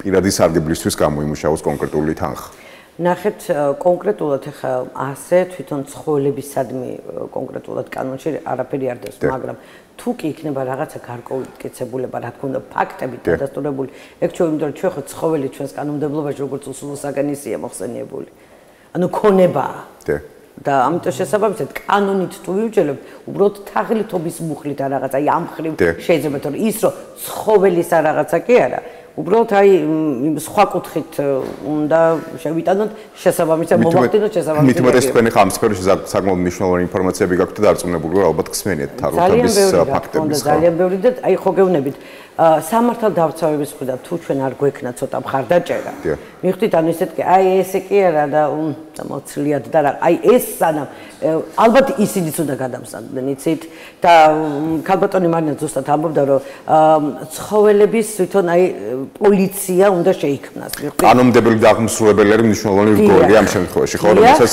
ხელისუფლება მე როგორც ჩვეულებრივი მოქალაქე ანუ უბრალო ერთი მოქალაქე რომელსაც შეიძლება რომ თქვათ სამართალდამცავმა რაღაცა ისე შემოხედოს ანუ იქ რო იქნება უკვე მისი თანამშრომელი თქვათ აი ამ ცხოველების დარგში უკვე პოლიციელი ანუ უკვე ისინი უკვე ეცდებიან ეს თავისას დაიცავს ის თავისას იტყვის ხო და ამიტომ აი ამ საქმეში უნდა ჩაერთოს ეს აუცილებლად და სამართალდამცავი თვითონ აი პატარა მოწოდებასაც გავაკეთებ ნუ გონია თქვენს ხავთ ყველას ხავს უმრავლესობას ხავს ცხოველის სახში მაგრამ ნუ გონიათ რომ მარტო ჭამა რო ვაჭმევთ ამიტომ ჩვენი ცხოველები არიან მოვლილი. რა თქმა უნდა, არა გაახილეთ თვალი და გახედეთ ქვეყანაში რა ხდება. ჩვენს გვჭირდება მხარდაჭერა ცხოველთ მოყვარულებს, იმიტომ რომ ჩვენ რაღაცა თემას შევეხები და თქვენთან რომ რაღაცა რჩევისთვის მოვდივართ, ნუ გექნებათ ისეთი სახეები, რომ რაღაც, მაგრამ კიდევ ერთხელ საჯაროდ მინდა მეოთხე განყოფილებას მადლობა გადავუხადო, რომ ის ჩემი გაჩუქებული ლეკვი კანონის ფარგლებში, რა თქმა უნდა, ჩვენ არ გადავსულვართ არც მე და არც თვითონ კანონის ფარგლებში მე ის ლეკვი დავიბრუნე უკვე. ეს მნიშვნელოვანი მოწოდება არის, რომ კანონის ფარგლებში მიიღოს ნებისმიერი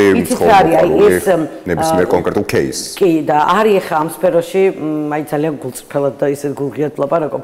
ძალიან ბევრ ადამიანს აქვს ცოტა ფსიქოლოგიური პრობლემა, ჩემი აზრით და გადმოხედვით, იმიტომ რომ შეიძლება ეს არის წარსულში რაღაცა ტრამვისგან გამომდინარე, თქვა თავისი შვება იგზნო იქ რაღაც ცხოველების მომლაშ თემაში. თუმცა ეს ადამიანები მე თავის ემოციურ ფონს ვერ აკონტროლებენ, მიხვდი? რაღაცა პრობლემა რო იქნება, ანუ კი არ ცდილობენ დაუშვათ ცოტა ისე, ანუ ცდილობენ აი დაიხარჯონ რაღაცა სოციალური ქსელი და ეს მათი ეს უარყოფითი ენერგეტიკა გადმოიტანონ ლაივებით, სოციალური ქსელით რაღაცა არ არის ეს სწორი. იცით რა არის, აი უფრო სხვა კუთხით, აი საკუთარ თავთან განმარტოვება ვთქვა, არის ძალიან ბევრი რაღაცა ისეთი და მე მაგალითად მივესალმები იმასაც უნდა არსებობდეს.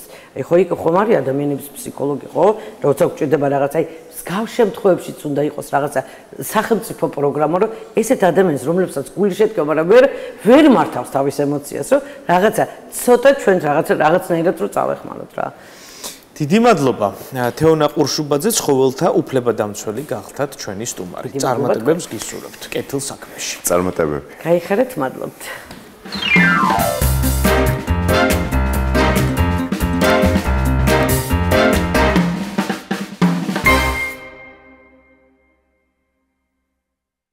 კიდევ ერთი მნიშვნელოვანი თემა, ახალგაზრდობის რეგიონალური ცენტრი გიორგი გეპატიჟებათ ყველაზე ფერად მზიან და ემოციებით სავსე მუსიკალურ და მხიარულ მთის ფესტივალზე, რომელიც მაღალმთიან აჭარაში გაიმართება. უფრო სრულად ამ ეს ვთქვათ ფესტივალის შესახებ ვისაუბრებთ გიორგი მურადიშვილთან, ცენტრის წარმომადგენელთან. მოგზადეთ გიორგი. შუადღემშვიდობის. მადლობა თქვენი დროისთვის, მით უმეტეს რომ უკვე ახლოვდება, მე როგორც ვიცი, უბრალოდ მიმდინარე პროცესი არის მთის ფესტივალი, 3-ში დაიწყო და 12-ში მთავრდება. საინტერესო არის ეს მიმდინარე პროცესი როგორი არის, რას გულისხმობს ზოგადად მთის ფესტივალი და კონკრეტულად რა ლოკაციებზე მიმდინარეობს. მოგვიყევით ამ პროექტის. გამარჯობა, მოგესალმებით თქვენს მაყურებელს, მიხარია თქვენთან სტუმრობა. რაც შეეხება მთის ფესტივალებს, ახალგაზრდობის რეგიონულ ცენტრს აქვს ჯანსაღი ამბიციები, რომ ყოველწლიურად განვითარდეს და უფრო მეტი ღონისძიება შესთავაზოს აჭარელ ახალგაზრდებს და არა მხოლოდ აჭარელ ახალგაზრდებს. წელს მთის ფესტივალებს დავამატეთ კიდევ ერთი ლოკაცია, ეს არის ხელვაჩაურის მუნიციპალიტეტი და უკვე შედგა 3 მთის ფესტივალი გუშინ დავამთავრეთ შუახევის მუნიციპალიტეტში და ხვალ იგეგმება უკვე ხულოს მუნიციპალიტეტში მთის ფესტივალი. რას მოიცავს ეს მთის ფესტივალი? საინტერესოა, გვიანბეთ გიორგი. 2019 წლიდან ახალგაზრდობის რეგიონული ცენტრი ცდილობდა იმის გარდა, რომ ეწარმოებინა ღონისძიებები, ჩვენ დავიწყეთ მოკვლევა მუნიციპალიტეტებში, თუ რა საჭიროებები აქვთ ახალგაზრდებს. შესაბამისად, გამოვლინდა 2023 წლისთვის უკვე ვიცოდით, რომ ფესტივალები მხოლოდ ცენტრალურ ქალაქებში არ კმარა და შევეცადეთ გავუკეთებინა მუნიციპალიტეტებში გავსურყავით უფრო მაღალმთიან რაიონებში და გავუკეთებინა იქაც რაღაც. აი საჭიროებები ახსენეთ, რა საჭიროებები გამოიკვეთა საინტერესოა რეგიონში. არის რიგი ახალგაზრდებისა, რომელსაც აქვს ტრანსპორტირების პრობლემა სხვადასხვა ლოკაციებიდან ჩამოსვლის. შესაბამისად ეს ყველაფერი გავითვალისწინეთ და ჩვენ ავედით. ესე იგი, როგორც მე მივხვდი, საგამოფენო ეს ხასიათიც აქვს ამ მთის ფესტივალს, გარდა ფოლკლორული ნაწილისა და ზოგადად აი რა მოცემულობა არის, რომ გითხრათ, აი როგორი, ესე ვთქვათ, ერთი დღე არის ფესტივალზე მოსულ სტუმარს რა დახვდება. ესე იგი, ფოლკლორულ ნაწილს რაც შეეხება არ გვაქვს, ჩვენ მოწვეული. რატომაც წარმოვიდგინე, რომ მთის ფესტივალთან ფოლკლორი აუცილებლად კავშირში იქნება. ასოცირებადი არის, რა თქმა უნდა. გასტრონომია, კულინარია, გასტრონომია არის. ესე იგი, ჩვენს ფესტივალში არის რამდენიმე სხვადასხვა ლოკაცია, თვითონ ფესტივალის განმავლობაში სხვადასხვა აქტივობებია. შესაბამისად არის დახლები, არის ჯიხურები, სადაც ადგილობრივებს სრულიად უფასოდ, რა თქმა უნდა, შეუძლია გამოიტანონ თავის პროდუქცია და აწარმოონ გამოფენა გაყიდვის პროცედურები და ასევე გვაქვს გათამაშებები სხვადასხვა ლოკაციებზე, ასევე გვაქვს სხვადასხვა აქტივობები, სადაც თამაშდება ფასიანი პრიზების მათ შორის აი გუშინ გავათამაშეთ 10 ვაუჩერი, ერთ-ერთი მოლის, ბათუმის და ყოფილები დარჩენ ახალგაზრდები, ჩვენთან უფრო ასაკს ძალიან დიდი მნიშვნელობა აქვს 14-დან 29 წლის ჩათვლით ვცდილობთ, თუმცა ერთ-ერთი გამარჯვებული მცირეწლოვანი ახალგაზრდა იყო, რომელმაც ვაუჩერი მოიგო აქტივობისთვის. ნუ ეგ დარწმუნებული ვარ, იმისთვის ძალიან მნიშვნელოვანი სტიმულიც იქნება. საინტერესო არის აი ხელსაქმის ნაწილში ძირითადად რა სახის საგამოფენო ნივთები იყო გამოფენილი, რაზე მუშაობენ ძირითადად და რა არის მათი ინტერესის სფერო. გუშინ საორგანიზაციო საკითხების დროს ბევრი დრო არ მქონდა, რომ მაინც და მაინც მეც დამეთვალიერებინა თუ რა ქონდათ გამოტანილი ნაგდრობებს, თუმცა ერთ-ერთი მოხალისე მოვიდა და მაჩვენა ძალიან ლამაზი თავსაბურავი, რომელიც შუახევებმა ახალგაზრდამ დაამზადა და იმისგან შეისყიდა.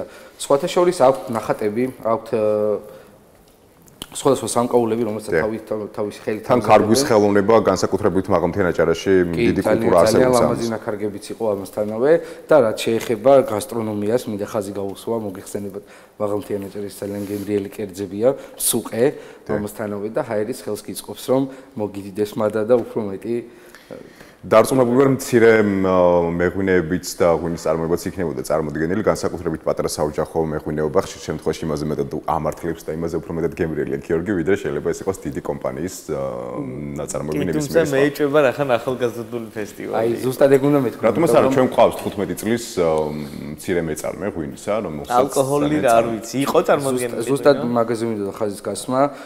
ჩვენ რა თქმა უნდა ყველას თავაზობთ, ყველას შეუძლია თავისუფალი ბაზარიატა შეუძლია ყველას გამიტანოს თავის ნაწარმი. თუმცა თვითონ წარმოებლებიც ერიდებია მსგავს ღონისძიებებზე, რომელიც არასრულწლოვანებსაც ეხება, რომ მაინც არ გავიტანოთ ალკოჰოლი ვაჭრობის საგნად, ესე ვთქვათ რა. და ვერიდებით ალკოჰოლურ და შესაბამისად სხვა ნივთიერებებს მით უმეტეს ჩვენს ფესტივალებზე. ამიტომ უფრო ტკბილეული სამკაულები, მოფერება, კოცონი, ცეკვა, თამაში და ეს შემდეგ. და მოლის ვაუჩერები. მოლის ვაუჩერები რა თქმა უნდა. მაინტერესებს სამომავლო გეგმები ამ ფესტივალის. ხო, მთის ფესტივალი საკმაოდ ამბიციური სახელწოდება. იქედან გამომდინარე, რომ საქართველოს მთიანი ქვეყანაა და შესაბამისად ძალიან ბევრ რეგიონს აქვს და გარშემორტყმულია მთებით საქართველოს. მათ შორის გიორგი ასაკობრივი კატეგორია შეიძლება გაიზარდოს ძალიან. ხო, მაინტერესებს, აი აქედან გამომდინარე, თუმცა რახან ახალგაზრდული მიმართულება ძირითადად აქცენტი, როგორც ჩვენმა სტუმრმა თქვა 30 წლამდე კეთდება. 29 წლის ჩათვლით კეთდება, ნუ 30 წლამდე.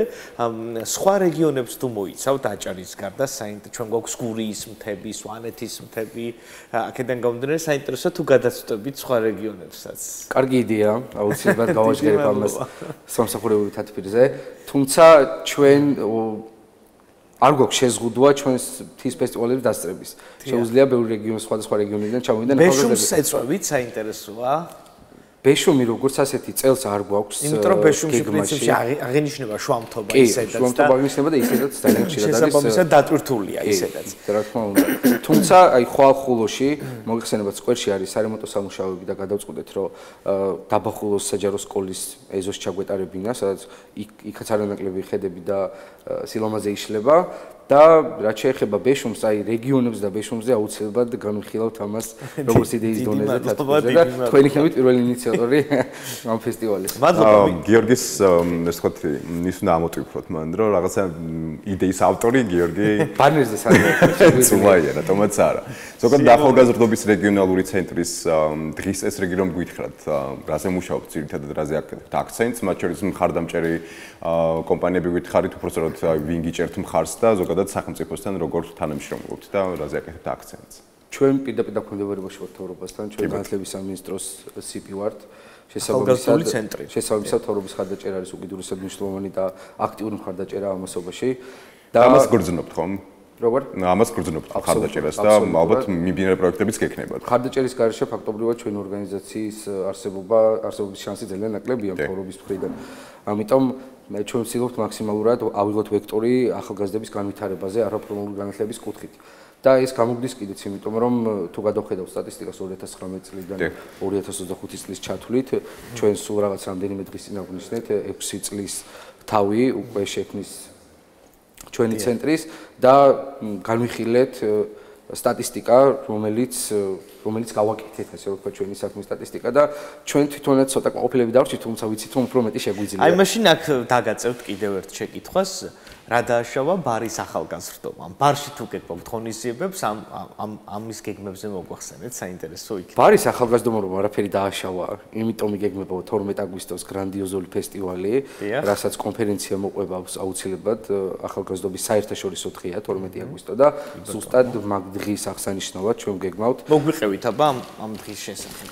ცოტა ძალიან ხوار ვასპოილერებ წინასწარ, იმიტომ რომ 12 აგვისტომი ძალიან დიდი დროა. აი ხა იწყება უკვე მზადება, აი როგორც კი მოვჩერდით ის ფესტივალი. სად ჩატარდება ლოკაცია გითხარით? აი ლოკაცია გვაქვს რამდენიმე ლოკაცია გვაქვს არჩეული და ვფიქრობთ კოლონადებსაც. ბათუმში ჩატარდება. კი, ბათუმში ჩატარდება აუცილებლად. ჩვენ უკვე მე-6-ად ჩავატარებ ბათუმში ახალგაზრდობის საერთაშორისო დღეზე, ახალგაზრდულ ფესტივალს. იქნება საერთაშორისო ჩართულობა, თქვა სხვადასხვა ქვეყნიდან მოწვეული სტუმრები, საინტერესო. რა თქმა უნდა, ჩვენ გვაქვს ამასთანავე ერთ-ერთი ბანაკი, რომელსაც საერთაშორისო ფორუმი ქვია, სადაც სხვადასხვა ქვეყნიდან ჩამოდიან ახალგაზრდები, რომლებიც არიან დაინტერესებული გავცვალოთ ჩვენი ინტერესები და გავცვალოთ ჩვენი კონტაქტები ერთმანეთთან და რასაც არაერთი უკვე შედეგიანი საქმე მოყვა, მათ შორის ნორვეგიის გასვლითი ბანაკი განვახორციელეთ, ასევე პოლონეთის გასვლითი ბანაკი განვახორციელეთ და საერთაშორისო დღეზეც ეს გასვლითი ბანაკები გულისხმობს, რომ ნორვეგიელი ბავშვები, ახალგაზრდები ჩამოდიან ჩვენთან და ჩვენები მიდიან იქეთ, ხო? თქვათ ამ შემთხვევაში. პირველი ეტაპისთვის ჩვენთან იყვნენ ახალგაზრდები, რომლებიც იყვნენ ჩვენს საერთაშორისო ფორუმში ჩართულები და კონტაქტებით მოვიძიეთ და ჩვენი ახალგაზრდები ჩავიდნენ ნორვეგიაში ორ ნაკადად და იქ გაიარეს სხვადასხვა ტრეინინგ სემინარები მოხალისეობასთან დაკავშირებით. ასევე პოლონეთში. პრინციპში საინტერესო ზაფხული გველოდება ბარის ახალგაზრდებსაც. კი, რა თქმა უნდა. ნიკო შეგიძლია გაერთო შენ. ჩვენი იმის გარდა უფრო მე პრინციპში ასაკობრივ კატეგორიაში ვჩდები, ჯერ ასე რომ შესაბამისად. ამიტომ გითხარი, ხო. ხო, ჩვენთან ასაკობრივ მშობლობა არ აქვს და თქვენთან ვიყავი რადიოში, მაშინ მკითხეს ამინძეც და ჩვენთვის ოდია მინდი არ არსებობს. ჩვენთვის თავარია რომ იყოს განწყობა, რა თქმა უნდა და ყოველთვის ვამთხოვთ ისეთ პერიოდს, რომ აი როცა მთავრდება უნივერსიტეტები, გამოცდები, სკოლები, მაგ პერიოდისთვის უფრო მეტი ხალისხია ახალგაზრდებს, რომ მოდის საფხული და დასვენება და ვცდილობთ, რომ მაგ პერიოდისთვის გავთვალოთ ჩვენი ღონისძიებები. დიდი მადლობა. წარმატებებს გისურვებთ, საკმაოდ მნიშვნელოვანი ეს თქვა აქტივობებია და ახალგაზრდული რეგიონალური ცენტრის მნიშვნელობა მე ვიცი რამდენად მნიშვნელოვანია მაღალმთიან რეგიონებში ზოგადად და წარმატებებს გისურვებთ თქვენ საქმიანობაში, მით უმეტეს რომ ჩვენს ახალგაზრდა მეგობრებს სჭირდებათ მხარდაჭერა არა მარტო განათლების მხრივ, არამედ ნებისმიერი სხვა აქტივობის მხრივ, სადაც შეიძლებათ რომ მიიღონ ის რესურსი, რაც აუცილებელია წარმატებისთვის, ასე რომ წარმატებები თქვენ. მადლობა მოწვევისთვის. ჩვენი ვექტორი ზუსტად განსაზღვრულია მუნიციპალიტეტებისკენ, რომ მუნიციპალიტეტები აქტიურად ჩართული იყვნენ ჩვენს ღონისძიებებში. მადლობა. შესაშურია თქვენი ენთუზიაზმი, ბატონო გიორგი, წარმატებებს გისურვებთ. გიორგი მურადიშვილი, ცენტრის წარმომადგენელი გახდათ. და თქვენი ჩართულობა ძალიან მნიშვნელოვანია ტელევიზიაში. ჩვენ ყოველთვის ვაშუქებთ ხოლმე მსგავსებებს, როგორც მახსოვს წინა სეზონზეც თის ფესტივალი აქტიურად გავაშუქეთ და მიხარია, რომ ახალგაზრდებს ისეთ ლოკაციებშიც კი წვდებით, სადაც თქვათ ყოველდღიურად ვერ ხერხდება მათთან კომუნიკაცია.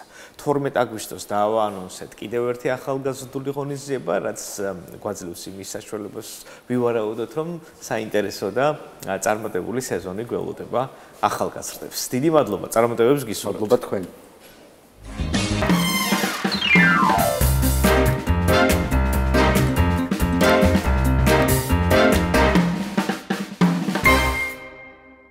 ერთი მნიშვნელოვანი პროექტი, მეგობრებო, რომლის შესახებაც უფრო უცლად ვისაუბრებ სტუმრებთან ერთად, ქორეოგრაფიის საღამო.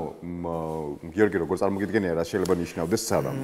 ქორეოგრაფიის საღამო წარმომიდგენია დახუნძლული სხვადასხვა ილეთებით, ამ ქორეოგრაფიაზე შეყვარებული ადამიანებით, რომლებიც გადმოსცემენ მთელ იმ ენერგეტიკას, რაც ახლავს ქართულ ქორეოგრაფიას. და ხშირად მე ვიცი, რომ შენც რაღაცა ბურცგლავს ხოლმე, როდესაც ქართულ ნაციონალურ ცეკვას უყურებ. ვის არ ბურცგლავს? მეც ზუსტად იგივენაირი შეგრძნება მაქვს, მოკლედ ბათუმის კულტურის ცენტრის კონცერტების სერიაზე უნდა ვისაუბროთ და ვინ თუ არა ენვერ ხაბაძის სახელობის ქართული ნაციონალური ცეკვების სახელმწიფო აკადემიური ანსამბლი ბათუმი, შალვა გოგუაძე არის დღეს ჩვენი სტუმარი, მთავარი ქორეოგრაფი და მირანდა ბაღდადიშვილი ქორეოგრაფის მოგზავნით ქალბატონებო და ბატონებო, მადლობა რომ ხართ ჩვენთან ერთად, დაბრძანდით.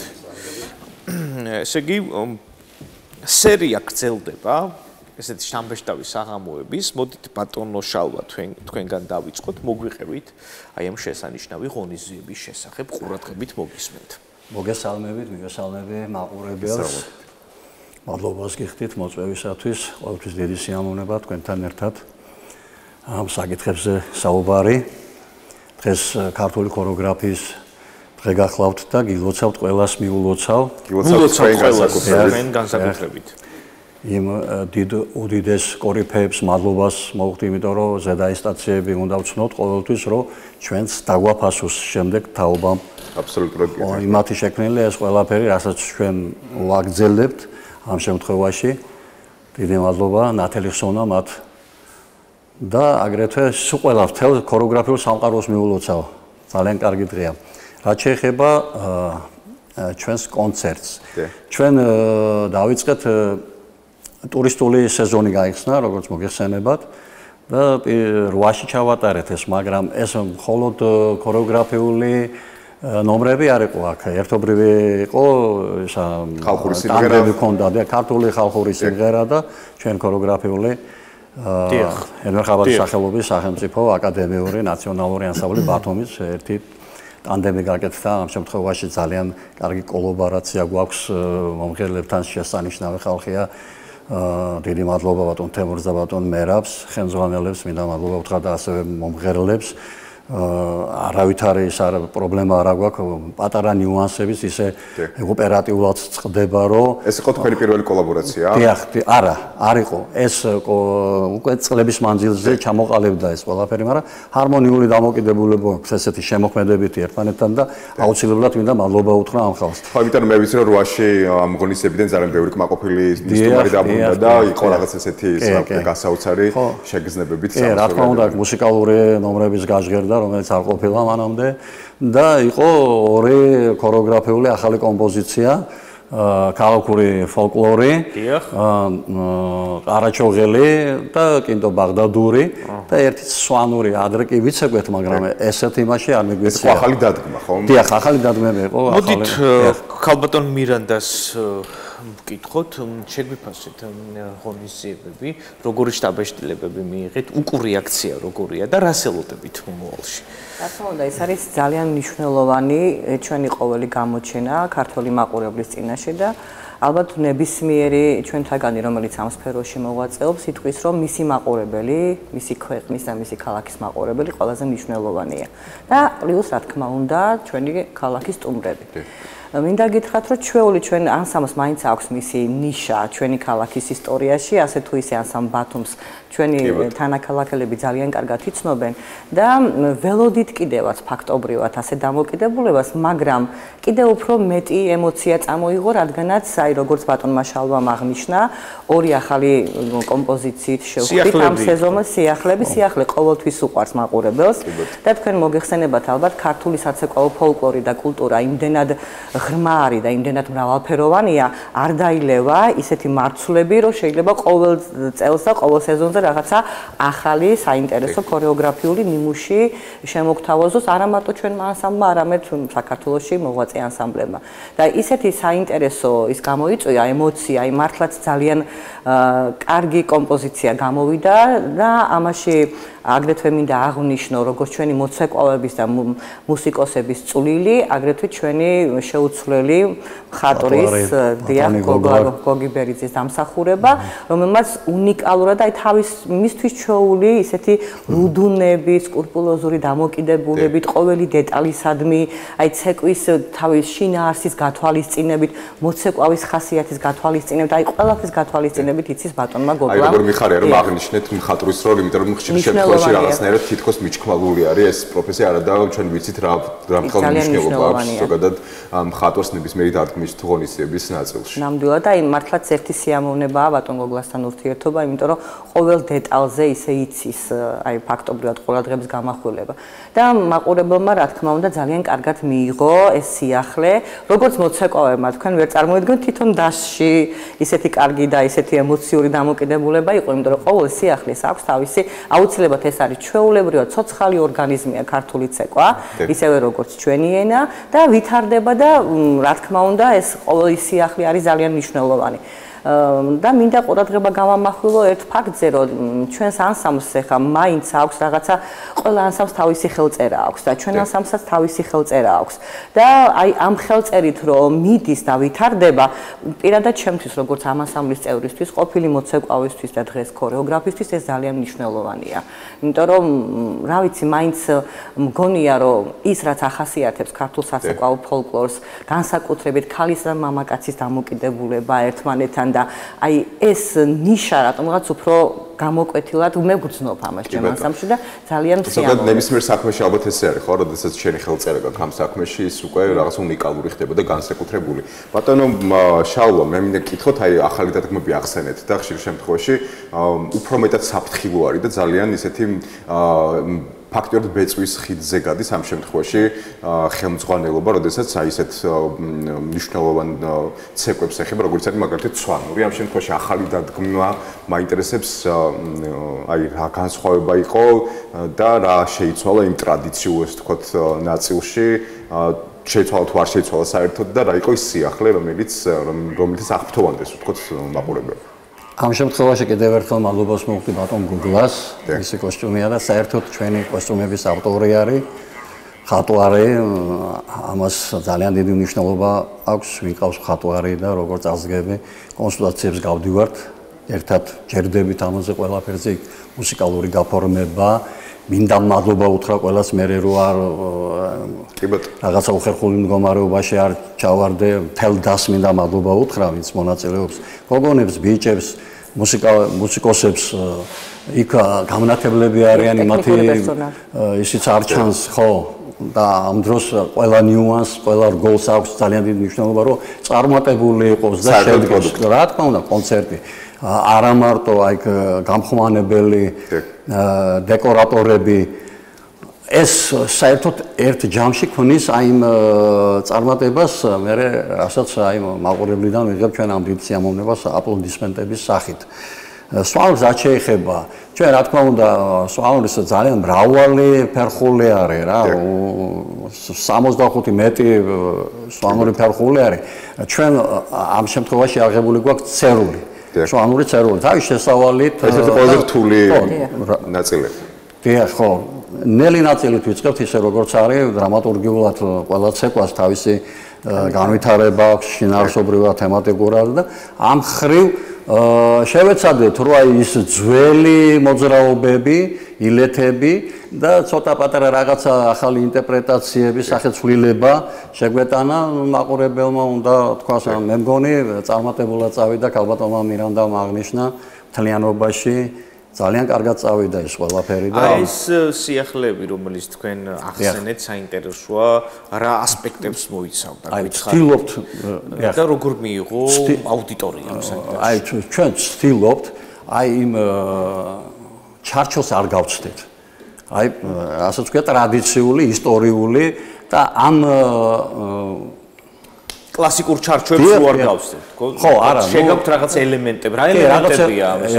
ელემენტები კი შეგვაქვს ჩვენ, მაგრამ აი ძირითადად ფოლკლორი უფრო განვითარებული ფოლკლორული ელემენტებია ეს და მე მიდის ეს ვითარდება და ფოლკლორიდან წამოვიდა ეს ყველაფერი, ხო ძირი მაინც ეს არის და ფესვი ეს არის. მე ვითარდება, მაგრამ ჩვენ ვცდილობთ რომ ის სახე შევინარჩუნოთ, რასაც ქვია ხალხური, ქართული, ტრადიციული ცეკვა. და ამ შემთხვევაში ყველა ცეკვაში ქალის პარტია, მამაკაცის პარტია თუ მთლიანად მუსიკალური გაფორმება იქნება, კოსტიუმირება იქნება. კიდევ ერთხელ მადლობა ბატონ გოგლას იმისთვის, რომ აი ძალიან როგორ გითხრათ ახლა რა მოწონება და გითადათ უდგება და ძალიან ხო, პროფესიონალურად თავის ცოდნას ყველაფერს თან არის რაღაც ისეთი ისინი რა ნიუანსები რომელიც არ ჩანს პრობლემები არის იქ კოსტიუმის შეკერვა არის მორგება არის ამას გამრავალი ნიუანსია გარკვეული დრო ჭირდება იქ როფული თანხები გამოგიყონის დაფინანსება გინდა აქ ადმინისტრაცია ძალიან დიდ როლს თამაშობს დირექცია ყველა ერთად როცა არის ჩართულია რა ამაში ხო გამოდის საქმე და ეხლა ცალკე მე ვარ და ჩემი ნაბადი ისე ცოტა ხო ერთი შეხედვით შეიძლება მაყურებლისთვის უკვე მზა პროდუქტი იყოს ასე ვთქვათ ფაქტი თუმცა იმას რამ ხელაშრომა უჭირდება უკან და რამდენი დეტალის გათვალისწინება ეს მეორე და ეს დარწმუნებული ვარ თქვენთვის საკმაოდ ისეთი მნიშვნელოვანი სამუშაო იქნებოდა. მეც თრის თქმა მინდოდა რომ გარკვეულწილად და ის ანსამბლის ისტორია და თან მით უმეტეს თქვენი ხელწერა გაძლევთ იმის საშუალებას რომ გარკვეული ექსპერიმენტი ჩაატაროთ თუნდაც სიახლის ნაწილში და ამიტომ ეს რისკი და შიში ნაკლები გექნებოდათ რატომაც გაამართლა საბოლოო ჯამში ალბათ ამ სიახლემ და ეს ამნიშნულოვანია. ქალბატონო მირანდა, ნელ-ნელა ჩვენი საუბარი დასასრულს უახლოვდება, სამომავლო გეგმებზე გვესაუბრეთ. სამომავლო გეგმები ალბათ ისევ შემოქმედებითი წინსვლა არის ყველაზე მთავარი და ჩვენი საზრდოარი ნამდვილად ის კულტურული იდენტობა და ის ფესვი, რაც არის ქართული ფოლკლორი და საცეკვაო ფოლკლორი და დამერწმუნეთ, აქ იმდენი რაღაც არის, ჩვენ იმდენი რაღაცა კიდევ არ გვაქვს გამოკვლეული და იმდენი რაღაც მიგნებებია საჭირო. მასალა ძალიან ბევრია და აი ბატონმა შალვამაც აღნიშნა, ეს პროცესი უფრო მნიშვნელოვანია ჩვენთვის, როდესაც ვეძიებთ რაღაცა, ვიწყებთ პროცესი, აი შედეგით მაყურებელი უფრო მეტად არის კმაყოფილი და აი თვითონ შემოქმედებითი დასი ალბათ უფრო პროცესით, როდესაც შექმნის მომენტებია, როდესაც ფიქრობ რაღაცაზე, საცეკვაო ლექსიკაზე, მუსიკალურ შინაარსზე, გაფორმებაზე, როგორ გინდა ეს განვითარებაზე, აუცილებელია ჩვენ აღვნიშნეთ, რომ ჩვენ კი ვჯდეთ სიტყვა ხალხური თავისთავად რაღაცა ჩარჩოში ქსვამს. ჩვენ შემოქმედებითი ადამიანები თავისუფალნი ვართ, მაგრამ ამ შემთხვევაში ჩვენი ჩარჩო არის სიტყვა ხალხური. ჩვენი ქვეყნის კონსერვატიზმი და რაღაცა თუ კონსერვატიზმი არ იქნება, ის რაც არის, ისე შევინარჩუნოთ და ისე ავიყვანოთ მაღალ დონეზე, რომ არ დაუკარგოთ მას ის ქართული ღირებულება რაც არის. ანუ ეროვნული ფესვები არ დაუკარგოთ. თორე საშემსრულებლო ოსტატობა რა თქმა უნდა ვითარდება ძალიან და ჩვენ თუ ეხა შევადარებთ რაღაცა პერიოდის ცეკვებს დღევანდელ საშემსრულებლო ოსტატობა შეიძლება ზოგიერთს გაიღიმოს კიდევაც და ეჩვენოს ის პრივიტივიზმად, მაგრამ ის მაშინ იცით რამხელა გადადგმული ნაბიჯი იყო. ასევე არის ჩვენი მომავალი გეგმებიც, რომ ჩვენ მთლიანად ერთი გუნდი ვართ, როგორც ქორეოგრაფები, ასევე მოცეკვავეთა დასი, იმიტომ რომ დასში ჩვენ გამოცდილი მოცეკვავებიც ყავს და ჩვენთვის მნიშვნელოვანია მოცეკვავის აზრიც და მოცეკვავის დამოკიდებულებაც. იმიტომ რომ ის პროდუქტი, რასაც ქმნის თავარი ქორეოგრაფი, იქნება ეს თუ ვინც იქნება სამხატვრო ხელმძღვანელი, ის მაყურებლამდე მოაქვს მოცეკვავის. ამიტომ ეს კოლაბორაცია ძალიან მნიშვნელოვანია და ჩვენ ვცდილობთ, რომ შევინარჩუნოთ ეს ურთიერთობა და ძალიან ფაქიზად ვუდგებით ამ საკითხზე. ფაქტიურად ასოციაციაზე გიდევთ ხელი, ხო? კი ბატონო, და რა თქმა უნდა ეს ისევ განვითარება და ალბათ უახლოეს მომავალში ბატონი შალვა ალბათ ისეთი ადამიანია, ბევრი რაღაცა ხშირად დაფარულიც აქვს, რაღაცა იდეის ზონეზე გამოუშვებს რაღაცა იდეას, მე შეიძლება ეს გაჩერდეს, მაგრამ რაღაცა პერიოდში ვითარდება, რომ როგორ იმუშავებს იდეა ჯერ ანსამბლში. ანუ იდეას როგორ მოიწონებენ და როგორც კი იდეას ხვდება ბატონი შალვა, რომ ეს იდეა მოწონებულია და რაღაც მოცეკვებს უკვე სხვა სტიმული ეძლევათ, რა თქმა უნდა, მე უკვე იწყება ამის დამუშავებაზე. აი ივნისში გაიხსნა სეზონი, შესაბამისად საინტერესოა ყველაზე ცხელ სეზონზე გულისხმობ აგვისტოს, ივლისს, ამ პერიოდში თუ გველოდება თქვენგან კონცერტები. ივლისის თვეში გვაქვს, მეორე თვეში გვაქვს 3 დავაანონსო სოლო კონცერტი. ზუსტი თარიღები არ არის, ხო? კი, როგორ არის? უკვე გაწეული ანონსებული არის, კი, მიდის რეკლამები. 6, 13, 26 ივლისი. დიახ. ხო, იქნება ქორეოგრაფიული ჩვენი სოლო კონცერტი რა, ქორეოგრაფიული ანსამბლი იქნება. და იქაც იქნება სახეცვლილებები, რაღაც ცეკვები შეიძლება შევწავლოთ. ეხლა რო გამოვიტანთ 17 ნომერი იქნება 26-ში. ალბათ იქ კიდევ გავზრდით, მაგრამ შეიძლება ნომრები. მაგალითად არის ცეკვები ჯავარდენი, ისა ხონგა გვაქვს კიდე რეპერტუარში. ხო, რეპერტუარში გვაქვს ესეთი ცეკვები, რომელსაც ახლა არ ცეკვავართ რა.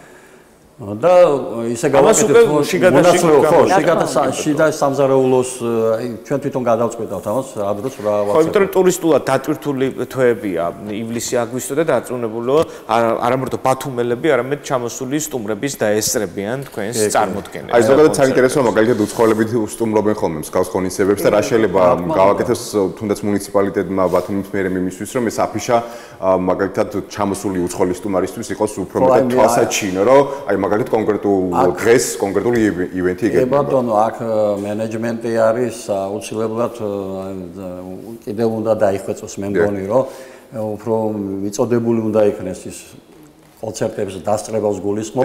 ეხლა პირველი კონცერტი რომ მივეცით, ანშლაგით წავიდა თითქმის 99% მაყურებლის იყო და საერთოდ ყოველთვის ძირითადად ადგილობრივი მაყურებლები ჭარბობენ თუ ტურისტები საერთოდ ადგილობრივიც და ეხლა ჩვენ ადგილობრივი გულშემატკივარი გვყავს და ძალიან კარგი ურთიერთობა გვაქვს რა თქმა უნდა ის განაპირობებს საერთოდ წარმატებული იქნება თუ არა კონცერტი მაგრამ უცხოელ მაყურებელს აინტერესებს ეს და აინტერესებს შენი ფოლკლორი კი ბატონო. ტრადიციული ფოლკლორი აინტერესებს. აი ამისთვის მოდის ის და არა თქვა რაღაცა. ეს გარკვეულწილად ტურიზმის ნაწილია, ხო ეს ყველაფერი. ქალბატონო მირანდა, მინდა გკითხოთ ახალგაზრდების ჩართულობაზე ზოგადად როგორი არის ამ მიმართულებით თქვენ ახსენეთ რომ გამოცდილი ეს თქვა დასის წევრები გყავთ, აი ახალგაზრდების ჩართულობა, მაგალითად ინტერესი თუ არის და ზოგადად აი კონცერტებზე თუ გსტუმრობთ ახალი თავის წარმოადგენს. რა თქმა უნდა, ეს ძალიან მნიშვნელოვანი საკითხია.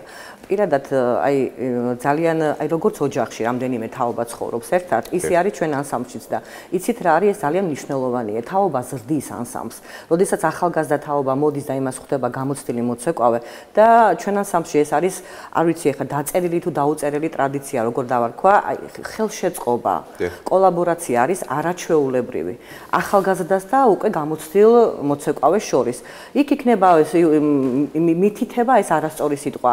აი რაღაცის რომ აი ეს როგორ იქნებოდა უკეთესად, ან როგორ შეიძლება ადვილად გამოცდილების გაზიარება და როგორ შეიძლება ახალმოსული მოცეკვავე ჩაერთოს უცებ აი ამხელა პროგრამა უნდა აითვისოს, ხო?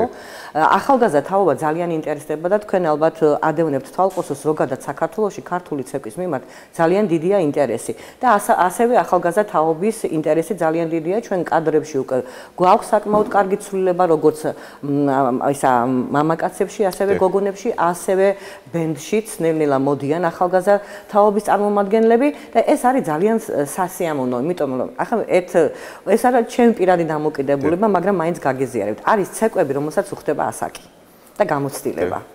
აი მაგალითად ისეთები როგორც არის დავლური ქართული ისეთი სადარბაზო ცეკვები რომელსაც ცოტა ასე ვიტყოდი რომ უფრო დამჯდარი და ისეთი დაღლინებული ადამიანი ხასიათით სჭირდება და როდესაც აი ახალი თაობა მოდის და ეს ძველი თაობა ხვდება ის იმის გარეშეც კარგად იუღებს ალღოს რა არის გასაზიარებელი და იმიტომ რომ თანამედროვე თაობას უფრო მაგალითად საშემსრულებლო ოსტატობა და ტექნიკური მანერო მაგრამ ძველ თაობას მანერიზმი ახასიათებს რომელიც ძალიან მნიშვნელოვანია და უნიკალური არის, ხო? უნიკალური, ანუ ტიპაჟები. ქართული ცეკვა არის ფაქტობრივად ხასიათების და ტიპაჟების ფაქტობდიახ და აი ჩვენ ამიტომ ვიცით გამორჩეულად ეს სახელი და გვარები ქართული ცეკვის ისტორიაში, რომ ეს ადამიანები ისეთ მას ტოვებენ სახეს და ისეთ ამინს ქმნიან და თაობისთვის ეს ძალიან მნიშვნელოვანია. მე იმას არ ვამბობ ვიღაცას უნდა მიბაძოს. რა თქმა უნდა, მიმბაძველობა მაინც იქნება რაღაც პროცესში, იმიტომ რომ ეს ჩვეულებრივი ამბავია, მაგრამ ის იმაზე რომ სწორება კონდეს უფრო უკეთეს და თამასა იყოს მაღალი, ეს ძალიან მნიშვნელოვანია. და მე ამას ვატყობ, რომ ახალგაზრდა თაობა ძალიან მაღალი თამასა აქვს და ძალიან მოთხოვნებიც აქვს სხვათა შორის. კი ბატონო, აი ჩვენ ახლა დარწმუნებული ვარ არეთ მშობელი გვიყურებს და მე რატომღაც ეს შეგრძნება მაქვს და ეს წარმომიდგენია რომ ნებისმიერი ახალგაზრდისთვის ქართული ცეკვის თქო ყურება და ამ დადგმის ყურება რაღაცნაირად უფრო მეტად ამძაფრებს აი პატრიოტიზმს ზოგადად შემდეგ ქალის და კაცის ურთიერთობას იმ რაღაცა განსაკუთრებულ უნაჩვევებს გამოიმუშავებს რომელიც შეიძლება ესე ცალსახად უბრალოდ გარეთ არ იყოს. აი რას ურჩევდით და რატომ ურჩევდით მაგალითად მშობლებს რომ წამოიყვანონ თავიანთი შვილები მსგავს დადგმებზე და კონცერტზე რა ეს თქვათ რას მისცემს მათ და რა უნაჩვევები შეიძლება გამოიმუშაოს ერთი შეხედვით ახალგაზრდა ადამიანებს. ეს რა თქმა უნდა აუცილებელია. ქართულ ცეკვასთან ზიარება ცხოვრების რაღაც ეტაპზე აუცილებელია ყველა არა მარტო ქართველისთვის, ზოგადად ადამიანისთვის, იმიტომ რომ ეს არის სწორი განვითარება ადამიანისთვის და არის მეცნიერული გამოკვლევები და სამედიცინო გამოკვლევებიც, რომ ქართული ცეკვის, კონკრეტულად ქართულ ცეკვაზე ამ შემთხვევაში საუბარი, ასთმისაგან და ძალიან ბევრი დაავადებისაგანაც კი განკურნებულ ადამიანი. და პლუს ამას ეს არის არა მარტო ჯანმრთელობასთან დაკავშირებული, ეს არის ადამიანის სულიერება. ხელოვნება არის სულთან და სიფაგისესთან დაკავშირებული. თუ ადამიანს ხელოვნებასთან კავშირი აქვს, მისი დამოკიდებულება, სოფხედველობა, აი ყველაფერი არის ძალიან განსხვავებული და პლუს ამას ის, რასაც სწავლობს სკოლაში, ისტორია იქნება, ლიტერატურა იქნება, ეთნოგრაფია თუ ასე შემდეგ, იმას ის ეზიარება პრაქტიკულად ქართული ცეკვის შესწავლის დროს. ის რასაც სწავლობს დამოკიდებულებას, ისტორიული პერიპეტია, ბატალური სცენები იქნება, ხორუმი იქნება, თუ სადარბაზო ცეკვები იქნება, სამეფო დამოკიდებულება, დიპლომატიური ურთიერთობა. ქართლის და მამაკაცის ურთიერთობა დიპლომატიურია ქართულ ცეკვაში, შეიძლება ასეც ვთქვათ.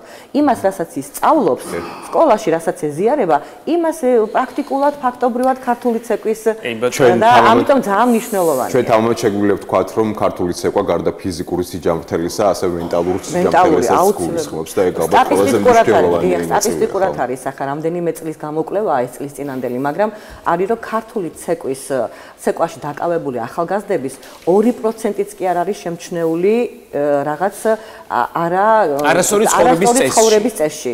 აი ეს კვლევები ტარდებოდა ადრე და ეხლა რამდენიმე ალბათ 10-15 წელი ალბათ არ ჩატარებულა ასეთი კვლევა, მაგრამ ეს იყო და მით უმეტეს ეხლა უფრო გაზრდილია მოთხოვნა. გარკვეულწილად ცხოვრების სტილს კარნახობს და შესაბამისად ის დამოკიდებულებები, რომელიც დღეს ახალთაობაში სამწუხაროდ გავრცელებულია უკვე ფაქტიურად გაჯეტებთან მოშორება. რაც თავარია კიდე თანამედროვე ახალგაზრდების დამოკიდებულება, ამ დამოკიდებულებას ხსნის. დიდი მადლობა. დიდი მადლობა საინტერესო საუბრისთვის. შალვა გოგუაძე და მირანდა ბაღდადიშვილი გახდნენ ჩვენი სტუმრები, მეგობრებო და ქალბატონებო და ბატონებო, წარმატებებს გისურვებთ და გელოდებით კლავაც ახალი აქტივობით ჩვენთან სტუდიაში. ჩვენს მაყურებელსაც დავიმშვიდობებით, მადლობა რომ იყავით ჩვენთან ერთად, წარმატებულ და ბედნიერ დღეს გისურვებთ. ნახვამდის.